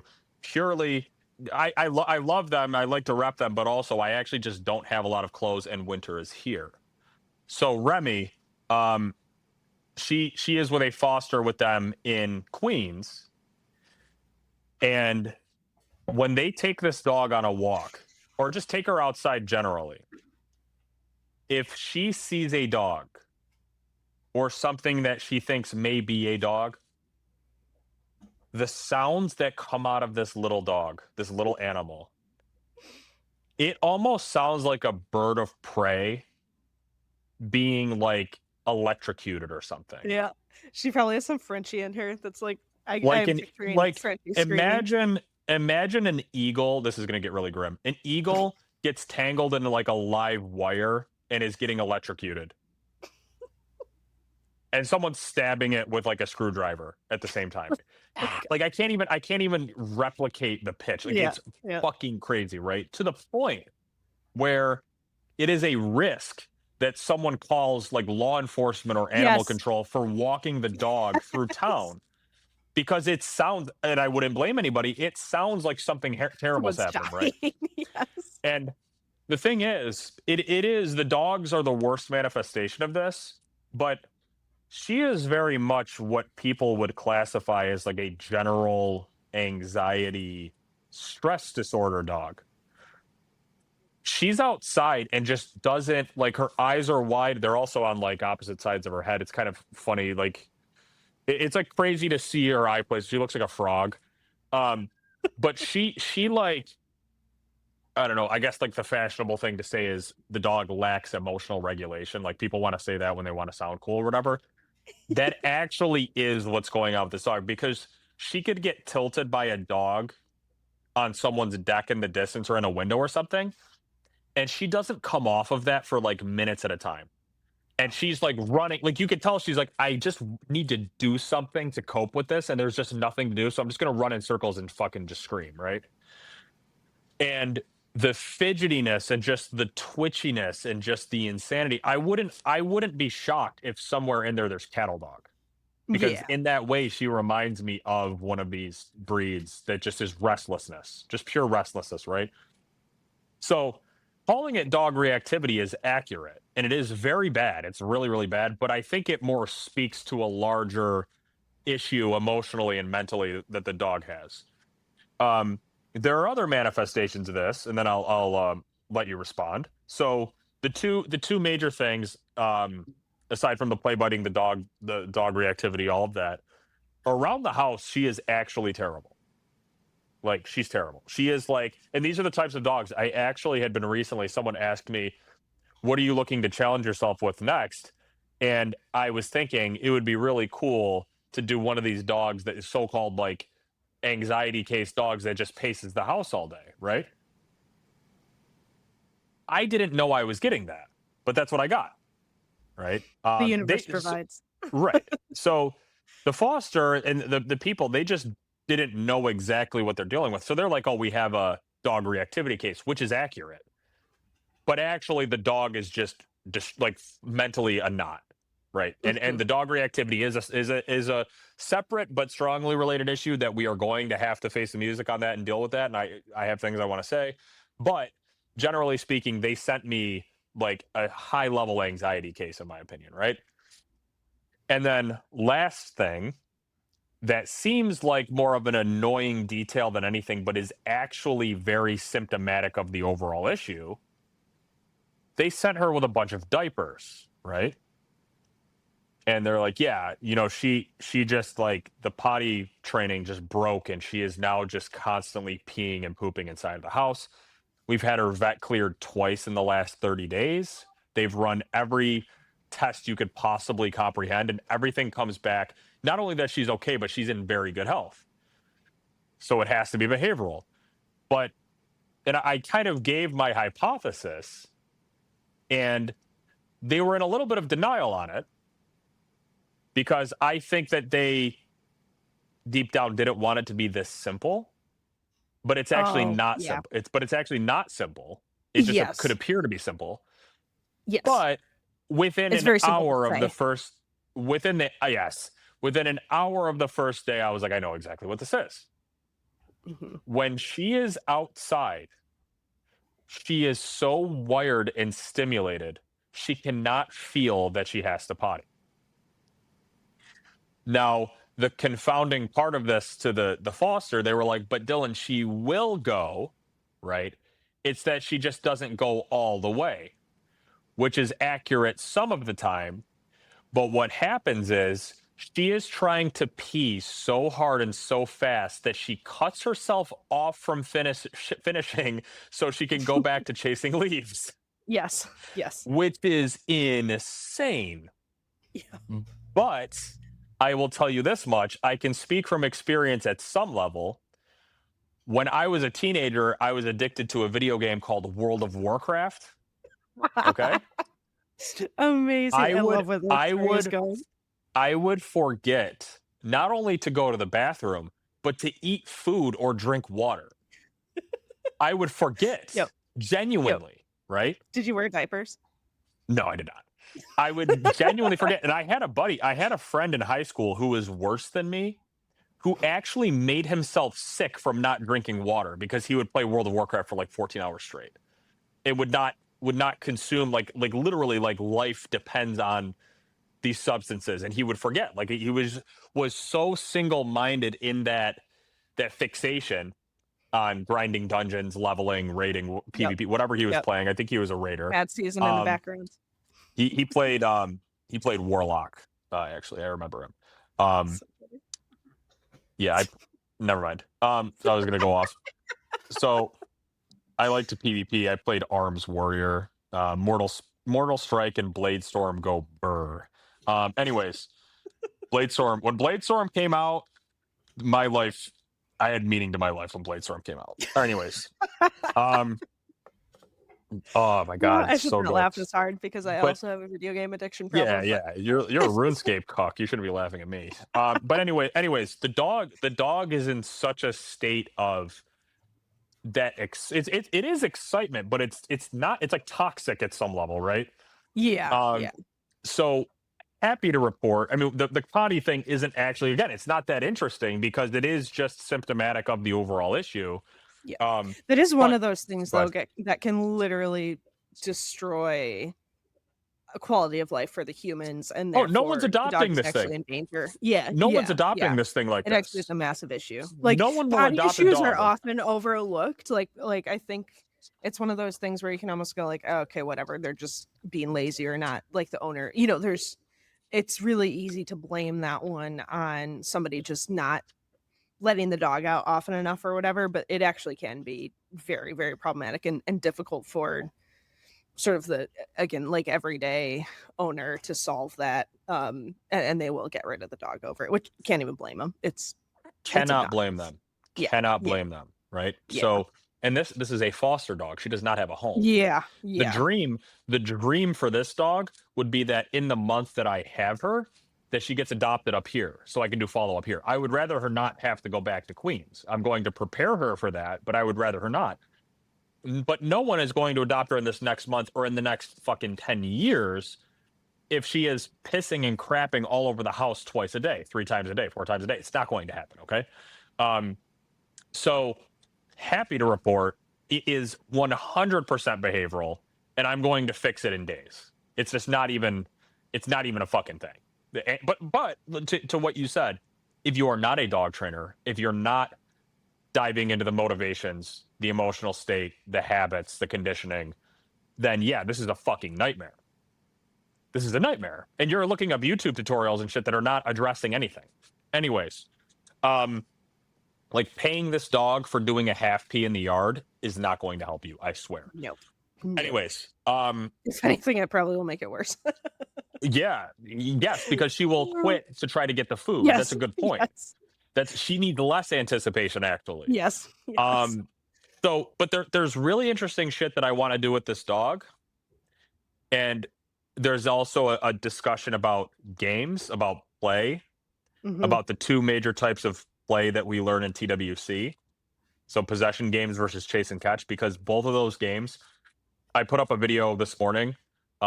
Quick shout out. Okay. I put up this video. I was out with this dog at like 6:45. So like the sun's coming up, whatever. People that are like, I wish Dylan would focus on the dogs.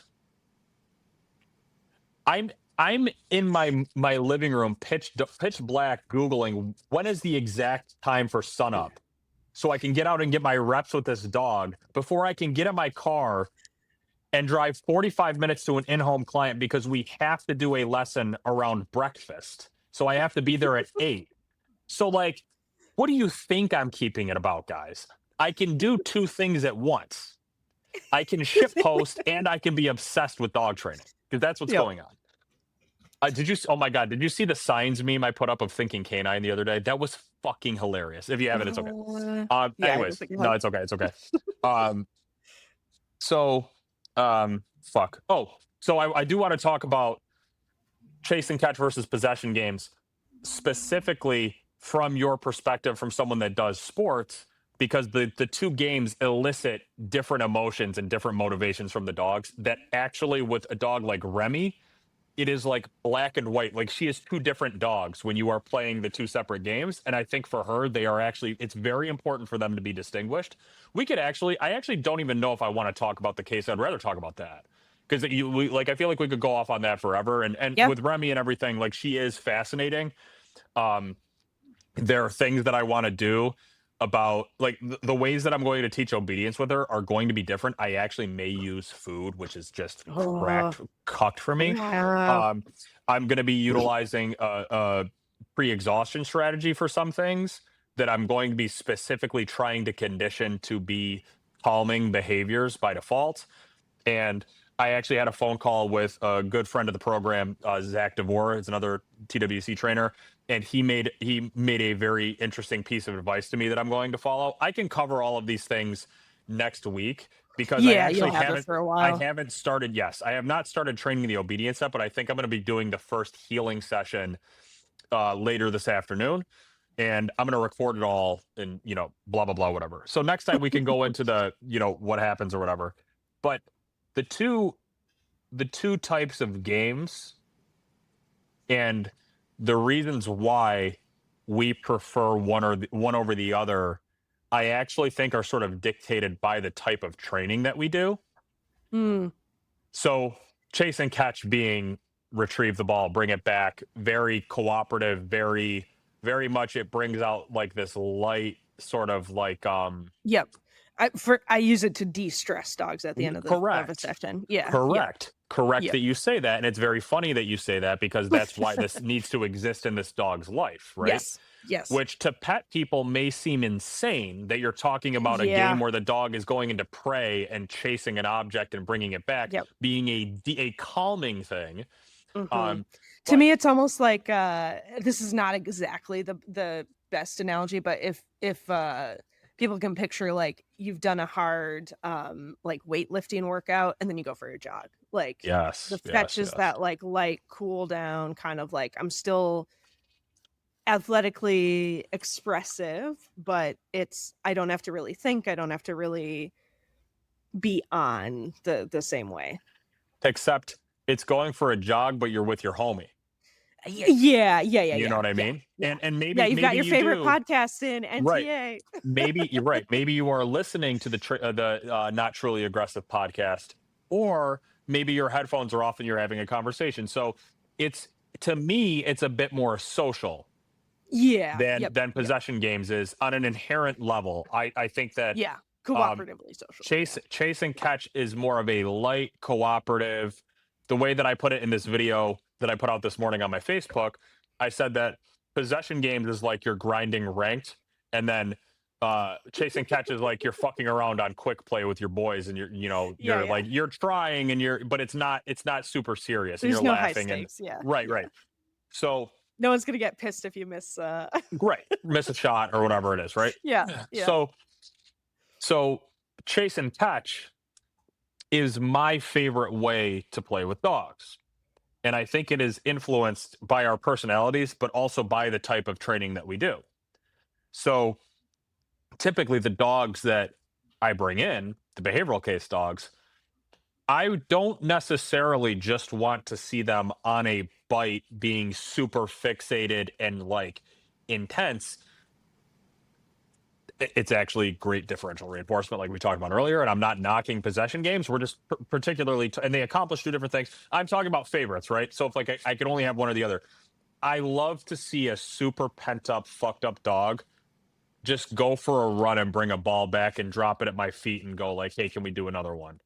Yep, Versus this like bang, bang, bang, bang, bang, bang, bang, bang, bang, yep, like combative, crazy, yep. tenacious, Like, that's nutso. already where they wanna be, Right. and Just in a so it's toxic not way. really stretching. Yeah, yeah, yeah. It's not Right. really stretching their capacity the way that chase and catch is on some Right. level.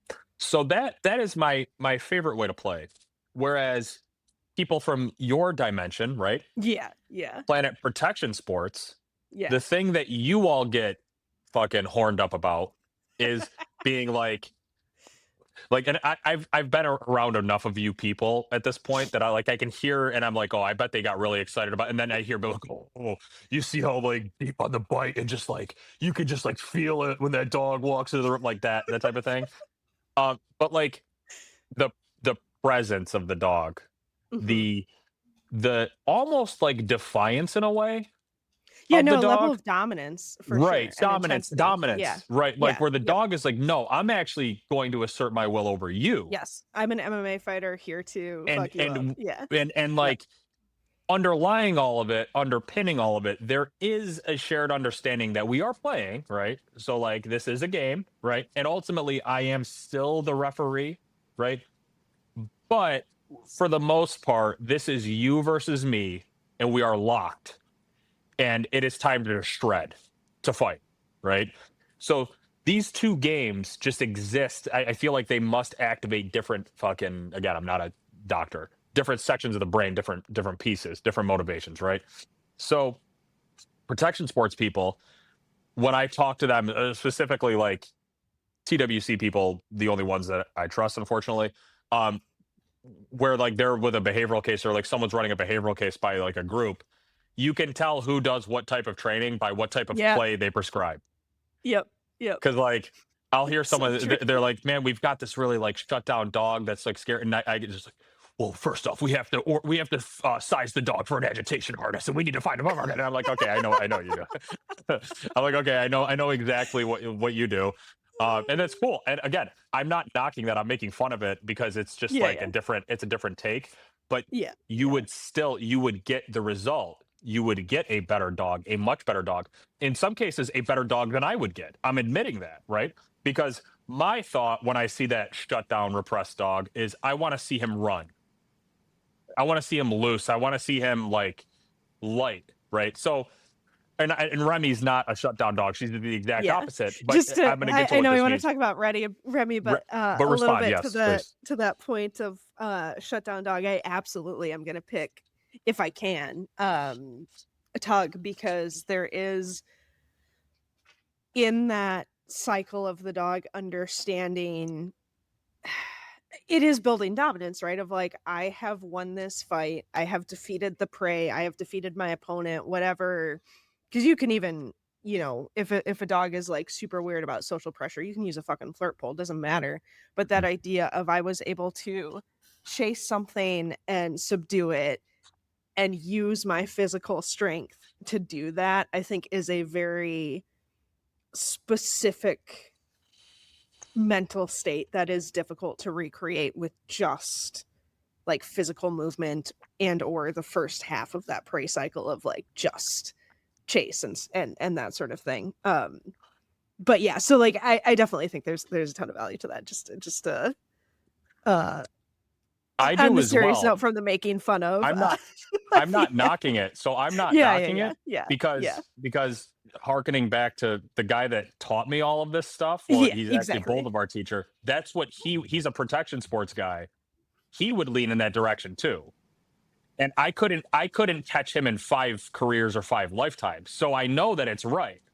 But you can just tell the bias from where like you're coming from in terms of your like the Even if a routine dog training is that you like do. has any little bit of lack of confidence, I'm like, tuck. I want to see the gums I'm flaring and a looking to fucking find spit an fly. Yeah, excuse. yeah, yeah, yeah, yeah. Looking to find So an excuse to do it. Yeah. that's it. That's the exact like reaction I have where I'm like, I'm looking for an excuse to get you off leash. Yeah, yeah, And like yeah. I'm looking for an excuse to throw bombs and have you run with like run a long lap back and like spit the ball out in front of a stranger. Like that's that's where I come from. But it's funny to see there are actually when people say there's however many roads to Rome or whatever, I usually vomit in my mouth because to have that make sense, you actually have to get to Rome. So people use that in dog training to excuse like, oh yeah, you see that we a bunch of different ways to get to Rome, and then they point at their wagon and it's like broken down in a swamp. You didn't get the They're wagon to traveling the Rome. wrong You direction. don't Yeah. get to say that, right? But Yeah. in this case, you actually could, especially with possession, probably in some cases get to roam faster, like you're saying. Like you could actually get more out of the dog in a faster period of time. Anyways, the thing that's interesting, and again, I'm going to record as many of these sessions as I can with the play because um, possession to this dog is she wakes up thinking, I want to defeat somebody. I want to grab someone and defeat someone. It is the most natural thing to her is let's fight. And luckily it's not in any aggressive context. This dog is she's the safest dog. Like I've got her with my kids already. Like she's the safest dog that I've had in this house. I can't even I'm doing Trump hands right now. Why am I doing this? um she's the I never said it. Some people are saying she's the safest. I never um but she's like the safest dog that I've had here. But she's very, very possessive. She's combative. She wants to do that. And to be adopted out, make no mistake, it is a 100% mandatory requirement that at least one person in the house is a competent possession player. Yeah. End of story. I will abduct the dog and flee the state if I have to make sure that is maintained. She needs it like water and air. End of story. So we are playing possession every single day. Make no mistake about it. I just want to establish that before I go into why I actually think this dog desperately needs fetch. So that is like baseline. And of course, she's learning the rules, the boundaries within the game. We're trying to spike the intensity as much. We're trying to scrape as much fulfillment out of this as possible. She needs all of these things for mental health, general sense of authority, all this type of thing, right? Amazing. Mhm. However, there is the big problem with this dog in that her brain wants to just go to that state. It wants to escalate to that state of arousal and adrenaline Yep. over nothing all the time. Mhm. I think just through experience, she is convinced you cannot have fun if you are not there. Ah, You see where I'm getting at. yeah. I'm going to try to use fetch to show her. Actually, I know that you're always up here all the time.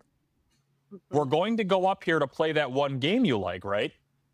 But being up here all the time is causing a shitload of problems, right? And like at some point, there are going to be interventions where I have to punish bad behaviors, blah, blah, blah, whatever.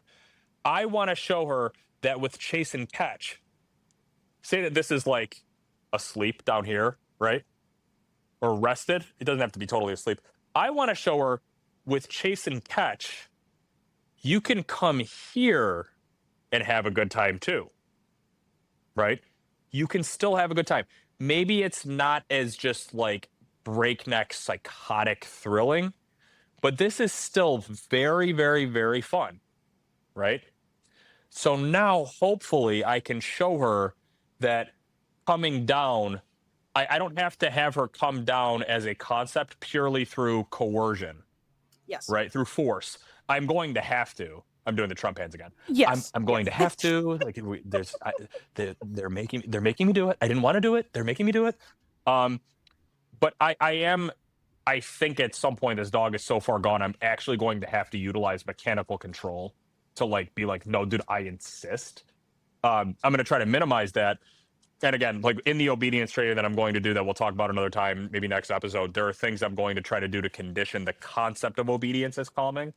But in the games, I think fetch, chase and catch is going to be my entry point to show her that when you come out here, you don't have to just go ballistic.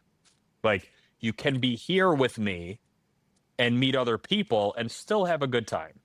You know what I mean? And and like if you watch the video, and again, I'm going to record all of this, she desperately tries to put me into possession. And I won't do it. Yeah. So I'm sort of punishing the arousal in a way. In a roundabout way. I'm like negatively just punishing negative that. Yeah. I'm Yeah. like negatively punishing it by being like, I'm throwing my hands up. Okay, hey, I'm not letting you suck me into your world right now. And then when she meets me, and these are chase and catch basics. If you haven't watched Chase and Catch 2.0, I am telling you, Kimberly might not like this. I am telling you to click off of this and go buy that video and watch it. It's the most important dog training video ever made. Chase and No, you Catch can do that. 2.0. Just come back when you're done. Right. Chase and Catch 2.0, possession games, teaching the out, and the puppy walking video compromise what I consider to be the consecrated holy Bible of dog training, the most important videos ever made. They will never be topped. Put my name on it, put my face on it, put my reputation on it. If you haven't watched those 4 videos, you are I actually hate you. Okay. So I'm sort of negatively punishing the effort for her to be like, and I'm going like, yeah, dude, I'm not doing that. I'm negotiating it out without commanding it hard necessarily. And then we're having fun. Right. And then it's like, oh, we continue the game. And she actually this morning was getting it. She went from being totally unhinged to starting to get it immediately. It's a very cool video showing the Facebook. So I'm going to keep those 2 games very separate, perform them in different sessions, and hopefully have them accomplish different goals. All right, that's what I have to say about that. You can tell I'm excited about it because I think it's so fucking cool. No, it is. It is. Yeah. And it's funny because I don't mean this in like, this is gonna sound super derogatory, but I like forget to be excited about it because it's so so elementary like so to sports. Yeah, I know. You fucked. Because it is my bread and butter. No, but like I also I love this is where I love I love seeing other people get excited about it because it reminds me how actually cool it is. Right. But it is funny because I'm hearing you talk about all this and I'm like, this stuff just happens so naturally through play, and it is why it is just unbeatable as a strategy for rehabilitation, for training, for honestly just like optimal life, quality of life for dogs. And there are a couple like really interesting. So not that I'm like arguing this point, but I think the way that you use chase and catch, I also will modify possession games to make sure that I'm getting the dog to go from, hey, we are smashing, to now I'm going to bring you into victory lap, call it like cradle and bite sports, right? But like you need to be like, I actually have, well, Ivan calls it breaks, right? Like just taking a break with the dog. But like I have a cue where I tell my dog, hey, relax. And you can drop the toy right now and just sit here panting over it. And I'm just going to rub you, whatever. And making sure that that's part of the possession games, I think is something that people do miss because it almost is the same way that a lot of times pet owners will play fetch with their dogs, but it ends up being kind of unproductive because of the way that they play it. And it's not an issue with like chase and catch itself. It's just that they're letting the dog shove the toy into their lap and demand play, and like all the things around that. And I think possession games can be a little bit the same, where dogs can just, and it sounds like this is where Remy constantly wants to be, is I'm not thinking, I'm just smashing. And part of the utility of possession games with a dog like that is going, no, actually sometimes I'm going to tell you that we're taking a break in the middle of this. I don't have to bring you all the way back to baseline. We can go back here, but you do need to read the play and realize that the whistle has been blown, and we're doing the shift change between the face off. Like this is not the vibe right now. Yes, go ahead. I wanted to ask you about that. No, you actually reminded me of something I wanted to ask you. I thought of it this morning, and I did it with one of these cracked. It was the first aggression case, Max, that I ever showed. Part of my strategy was that we would play possession, and he was like, if you put a human hand near him, he would like it was bad. Play possession. I down you. I put the toy in front of you, and then I pet you while you're in the down, and then I release you to the toy. Now that I think, looking back on it, it was a little bit too bang, bang, bang. And I think what you're saying about it being more of a dedicated break, like where it needs to be a little more knows, organic, ideally. Yes. Sure. But like with Remy, I actually think I have to force it.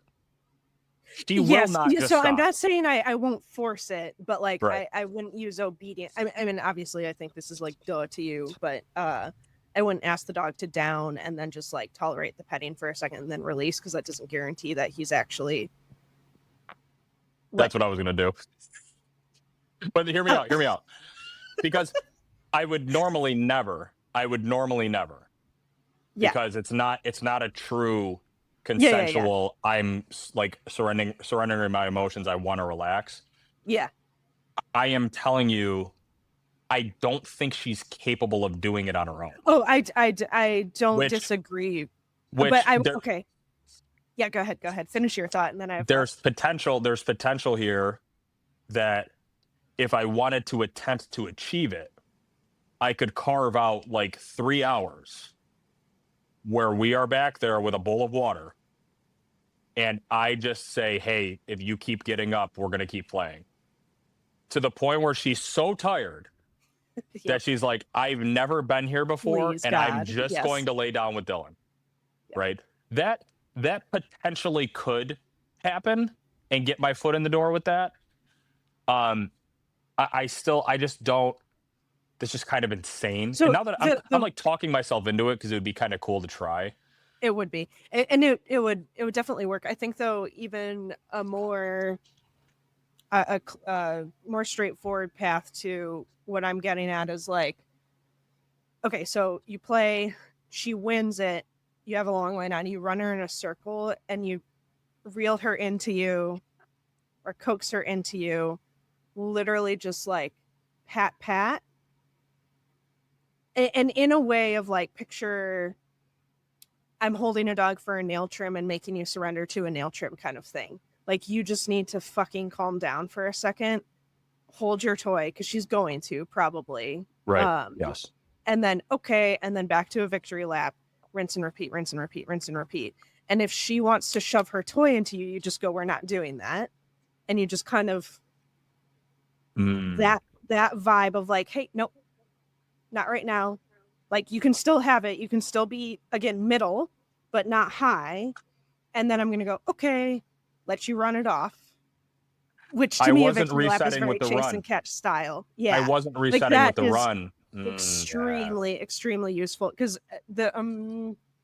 she probably doesn't realize that she can be holding a toy and not smashing you with it. Is kind of, again, like, I need to actually watch the videos that you posted, so I'm just picturing. So you haven't watched everything I've uploaded in the last 3 weeks. You haven't watched the shelter series. You haven't. It's really bad. Okay, but but yeah, like, that to me is like that reset where I don't have to have you even the toy out of your mouth, but just we can notch down from 100 to 90, let you go back to a version of 100 that I'm okay with by running a lap. I guess that's not it. The forget the numbers. It's stupid. Well, the lap will keep us from getting stuck, because what was happening was we were getting stuck with her, like, and I'm like, that's where I was like, am I going to actually have to make this dog down? Yeah. You're like, saying, to me, like, I use physical manipulation a lot for I guess you'd say, like, over aroused, right? Dogs that are stuck in 100. I use a ton of physical manipulation, but I don't have to use obedience to get it. Like, that. That's kind of what I was trying to say with, rather than the down. I think also the motivation behind the down is that, no, if the toy's there, she's not going to get distracted by anything else. Oh, because I was like, what if she just is like, I'm going to go find someone else to fuck up and just water? She won't do that. Right. But I think thinks there's a chance we could play. You risk creating anticipation again, because that's not a very clear. We really don't want anticipation. Like, that's actually the last thing that we want. And like, so allowing the dog to keep the toy in its mouth allows me to avoid the potential problems that I'm going to get with, even like a lot of times, like, it can be easy to mess up this like relax vibe by, even with my own dog, he'll get the sleeve. I'll tell him, hey, let's relax, because I'm talking with the helper, and he'll drop it, and he'll want to go dive to get it, and I'll be like, nope, you're not allowed to. Like, that's a dead toy. I told you to drop it and relax. But then it'll happen that, like, either the helper does something or I'm kind of not thinking, and I grab his collar and kick the sleeve, and now he's activated, and it gets much more difficult my corrections don't bring him back down into that like ears back, just happily panting. It brings him to that for 2 seconds, and then he's like, "How about?" You know what I mean? Like it can be such a difficult thing to maintain because it's kind of like we were talking about with Win, where like they know eventually It's going to the happen. thing is Yeah. going to happen, Yeah. Yeah. and we Yeah. can't really.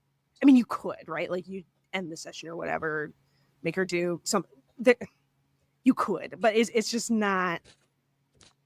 It's not feasible to do that consistently enough and still keep the spirit of the game alive. You know, it's just kind of a weird setup. And there's just easier ways to do it. But yeah, anyway, so that's So my, she knows we're side going to note on get that. back to playing.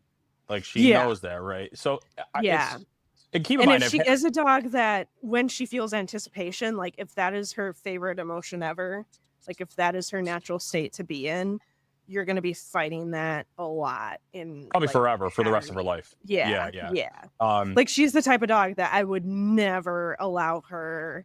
Like there's some dogs you can kind of get away with, like, oh, the dog is pestering you to go play and go outside. Yeah. Like she'd be a dog where you would She can't. No, never, she never, can't. never, So never. it's funny you Yeah. mentioned that. So it's funny you mentioned that. Yeah. Kimberly. So I just had a feeling about this, and I messaged the foster, and I was like, yeah, those behaviors around the house, Yeah. I actually think are more mentally and emotionally destructive to her than anyone ever thought, Yeah. Yep. because Probably. they are keeping her in a state of answer seeking.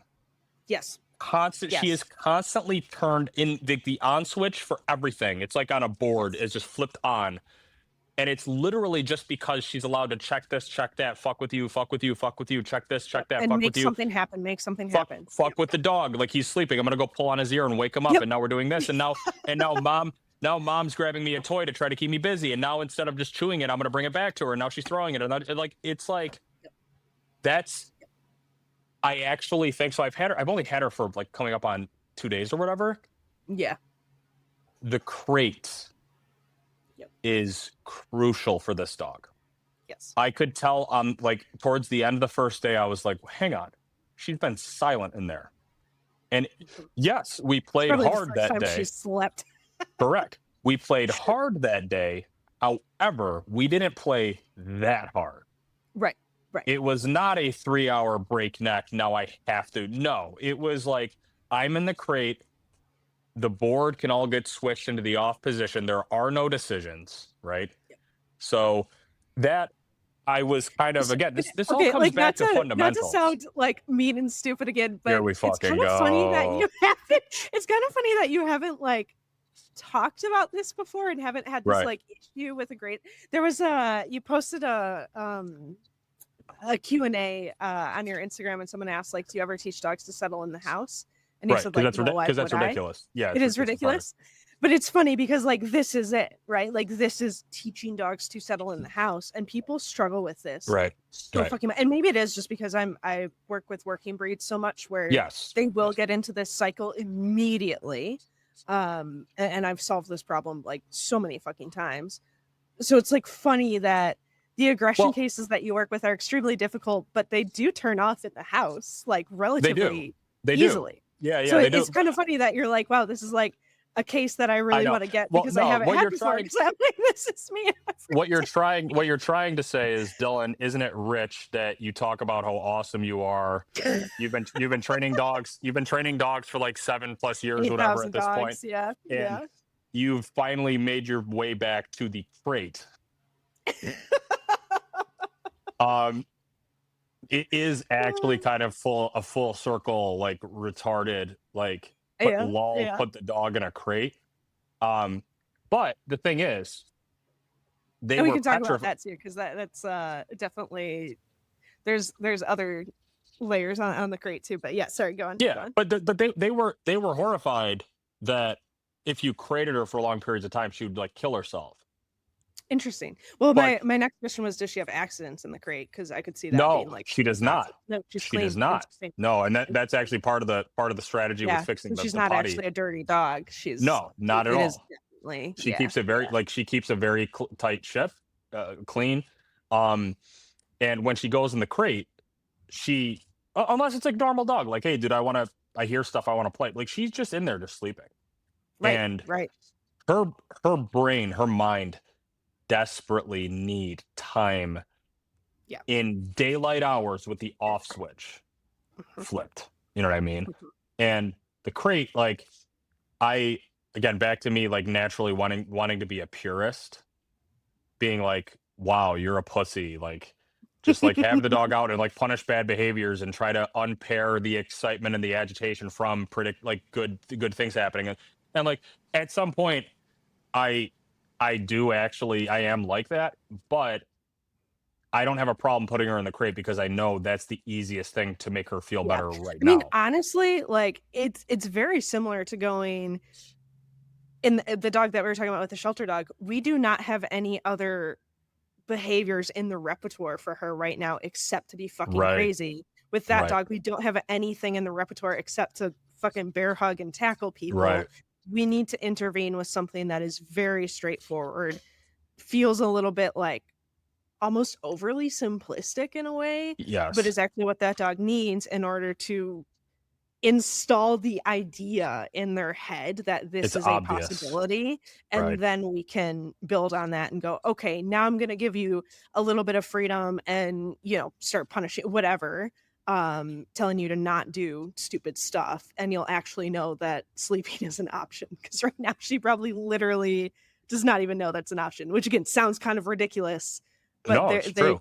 there are very much those types of dogs that exist, so she's definitely one of them, It's but true. And like to your point, like what you're describing is black and white salience, clarity. It's just like in the house, you don't need to be in this fucking cracked out. So I'm actually just going to sort of like mechanically force you to come to that conclusion. It's just there's no benefit to tweaking in the crate. Now some dogs do, but she does not. Right? She does not. Mhm, mhm. So the crate is She's actually almost really probably useful. looking for or her body is looking for Yes. that Yes. clarity to be like, Yes.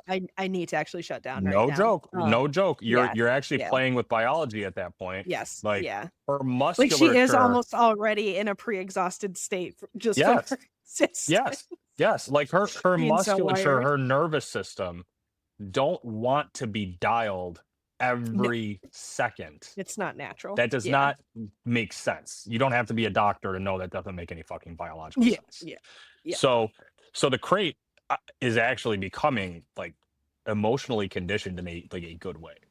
Um so that's going to be, I think she's the type of dog that has to be adopted to basically like a pseudo dog trainer. And this is very early on. I'm making judgments like like legit day 2.5. Yeah, yeah. Um, but she is not like a throwaway. She's not like one of these aggression cases where if you solve the social problem, perception, and you do basic play, then everything else is fine. No, she's actually 0% aggressive, Mhm. 100% social, but her natural state is not to snap into this like calm, Yeah. agreeable. Like she is just like so. I think that the How old is reason why she? Do she's they know? probably like 3. Okay. Um, Yeah. so the reason why she's so fascinating to me, even though she's not dangerous, Yeah. is because I'm sort of like playing with different, like you're making fun of me for being like Dylan. These are like basic concepts that I'm thinking about all the time. But for me, for what I do, it's usually not true. I'm usually trying to get the dog agitated just in a different way. With her, it's like, dude, I'm trying to just like calm you down. It's just I'm not going to be doing the Jeff Gelman like the dog can't ever be happy around the house thing.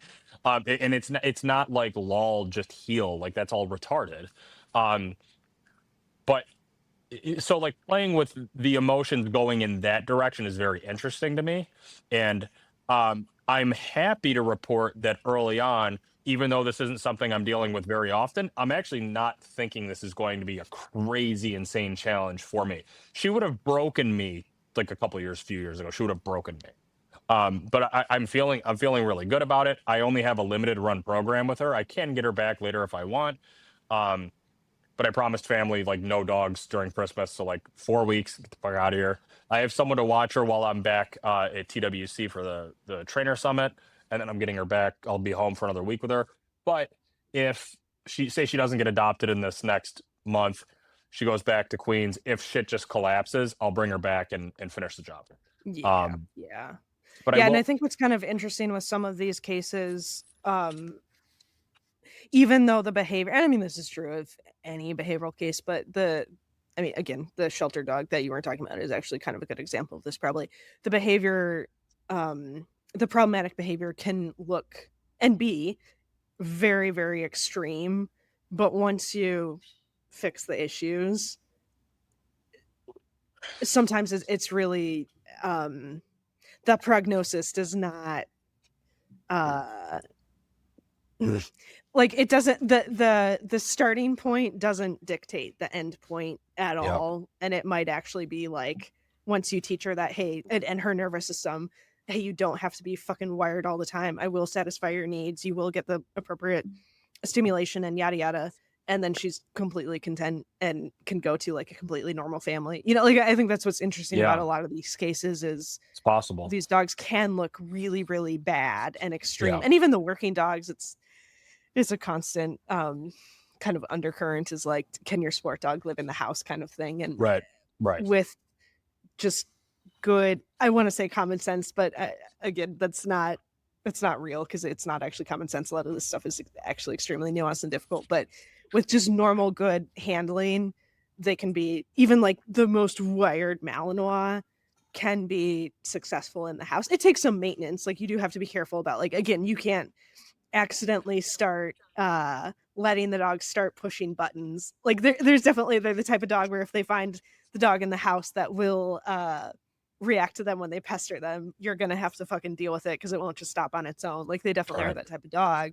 But if you kind of maintain those relatively straightforward house rules, they actually can be pretty easy dogs in a lot of ways because again, they are social, they are really friendly, they are, love to play, all the stuff that people enjoy in a dog as a companion. So yeah, hopefully she's one of those and not actually that psychotic, but Well, we can who knows. wrap the show on this topic because I think it's very interesting, and also I'm losing my voice.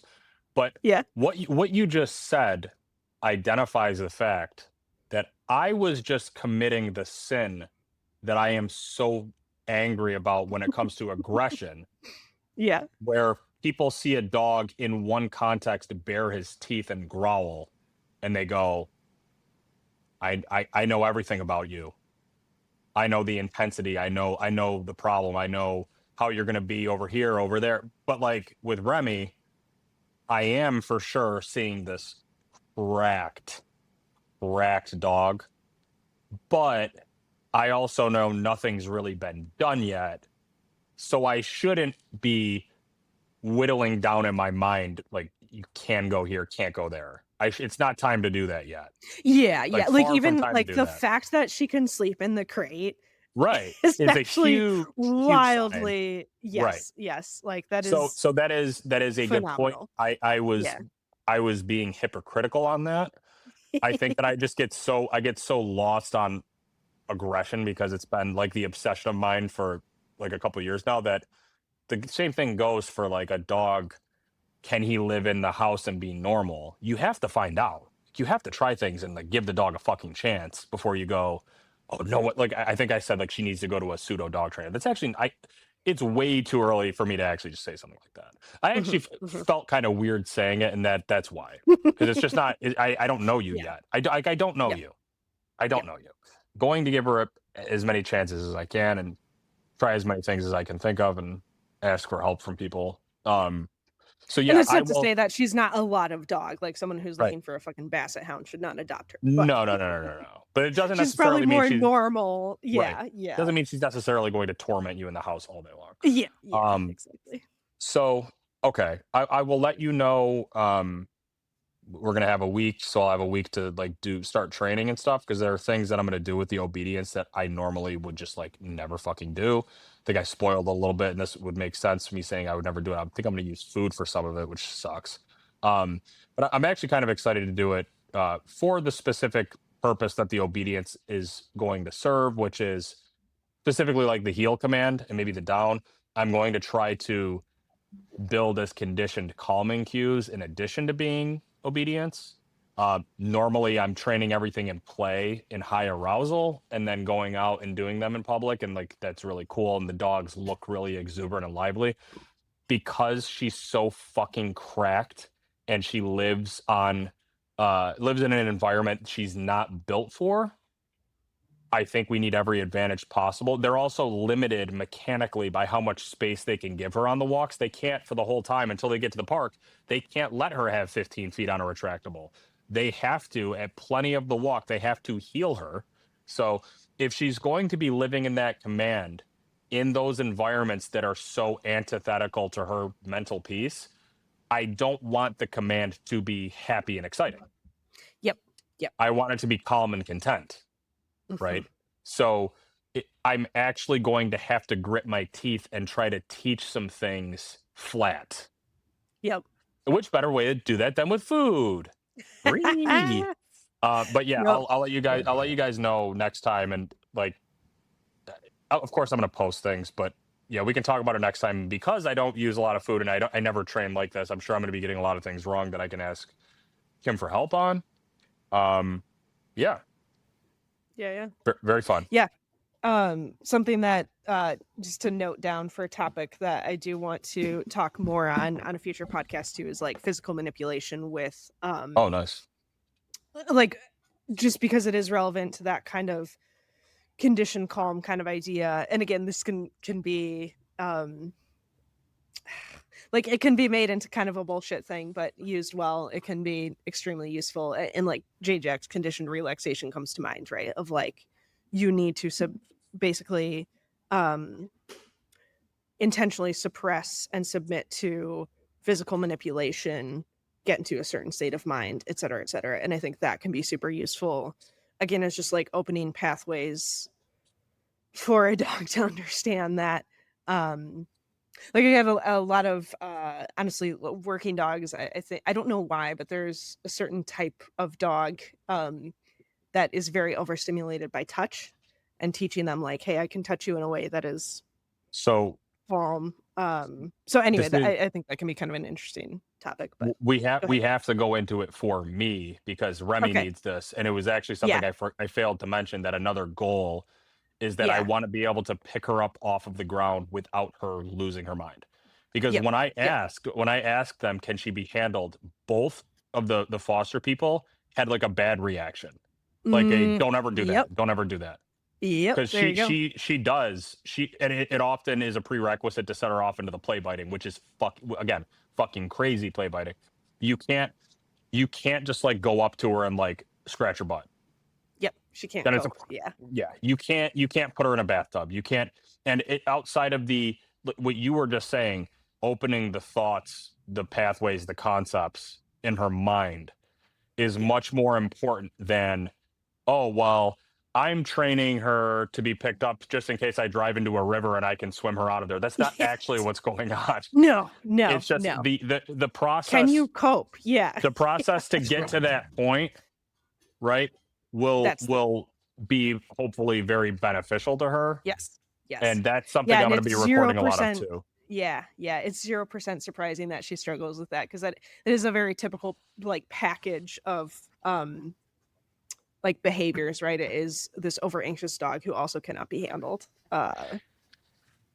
Yeah, It's like like dogs she's that are bad looking, at groomers are oftentimes yes, yes. It's also like really bad at home. she's looking, it's like she, not on purpose obviously, but like Yeah, yeah, yeah. her brain is looking for any excuse possible to light on fire. Yes.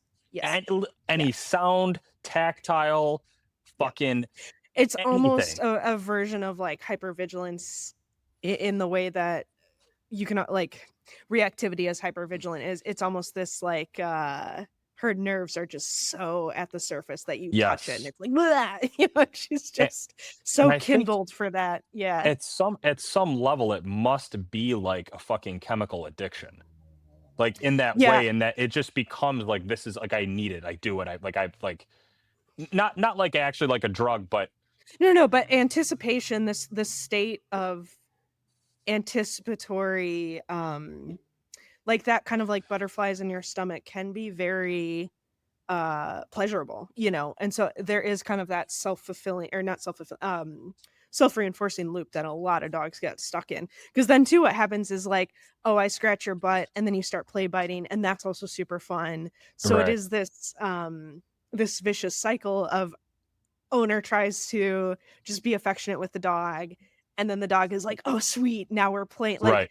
they are looking, it's like a dog who's in a sit, and you, like, open your mouth, and they go, "Oh, that's a release, close enough," because 'cause Yeah. they're, Yeah. like, just Yeah. waiting for it. It's that kind of, yeah, they are so, yeah, and again, it's not, like, truly an addiction, but their brain is so But stuck it's in like an that path adrenaline of, junkie in a "I'm in way. anticipation." It Yeah. is, yeah, Yeah. and again, with working dogs, like, this is this very fine line of, we breed them to have a level of predisposition to that type of nervous system, and we do have to be very careful about taking that to a point of extreme that can actually be, again, like, very unhealthy, very bad quality of life for a dog, because they do just get stuck there. They're And as a tormented, working right? dog They're handler, tortured. yes, yes, I think you need to be very, um, aware of making sure that you're not accidentally sort of feeding into that. And again, that's what people end up accidentally doing with these types of pet dogs too. That, um, you know, I would look it up. It's fine. I've had this conversation actually a lot with a lot of different owners that have a type of dog that just is running their lives, not from any behavioral issue of aggression or anything dangerous like that, but they're just like, this dog dictates my entire day. And I've had so many conversations with them where I'm like, I love this dog. It's a great dog. It's a good dog because he's so confident. He's such a bull in the china shop. But this is not what people go out and think that they're adopting from a shelter and on purpose get. Like, that is a very intense animal that you Yeah. kind of didn't sign up for, and now you're stuck Right. with. So there's Right. often times where I'm like, hey, this is not, like, that kind of reassuring conversation of, hey, this is not your fault. It's fine. We could fix this. But like, you didn't, for 99% of dogs, everything you did would have been totally fine. But like, you got the junkie who had crack for the first time and was like, all right, that's my life is over. And like So people would probably refer to that as like the dog activating the owner all the time. Yeah. That yeah, they yeah, yeah. it's you want a dog that is like, I love doing things, let's go do things. Yes. There hits a mass of that behavior that actually makes people want Yeah. to blow their own fucking brains out. Yep, yep. Um, Like, the threshold for the dog to be right, activated is so low that it's right. just like, And "Bro, then I just got up to go the to the dog bathroom, and breaks now you're them. barking at me." We Yeah. all see this. You don't even have to deal with behavioral cases. No, yeah, The dog yeah. breaks the person, and Yes. then it's just, and it's not like the dog is thinking I'm going to destroy you, but like that, No, no, it's there's just the no. reinforcement happens, Correct, and correct. then one day you grit your teeth and you say, I'm gonna be a big boy, and I'm gonna, I'm a Yep, 45-year-old man, and I'm gonna take control of this yep, dog. And then he ends up breaking you again, and you just taught him to yep. wait. You reinforce it even more. Persistence. Yeah. Um, Yep, it's craziness, but yep, yeah, yep. she definitely is in that dimension. But we'll see how far I can get her in 4 weeks. Again, 4 weeks is probably half as long as what I would normally do with a dog like this. Well, it's a good experiment for me, and she's already a lot of fun. I'll uh I'll let you guys know what happens, obviously, and if anybody wants to adopt this thing, you've got a shitload of free training with me. She is She amazing. sounds I've fun. already had her Yeah. with my kids, running around with my dogs. She's amazing. Super, super compliant too, just very Mhm. cracked. But yeah, Yeah. anyways, Well, I mean, I do have to honestly, go. like, the dog training, the pseudo dog trainer, like, I can definitely see her having a great time with a GRC type dog that is just like, I don't GRC, wanna she do, would yeah, yeah. live and die for GRC Yep, as yep. long as you could fucking lock shit down in the house if needed. I do have to go. Yeah, yep, yep. This was lit. I think this is our best one yet.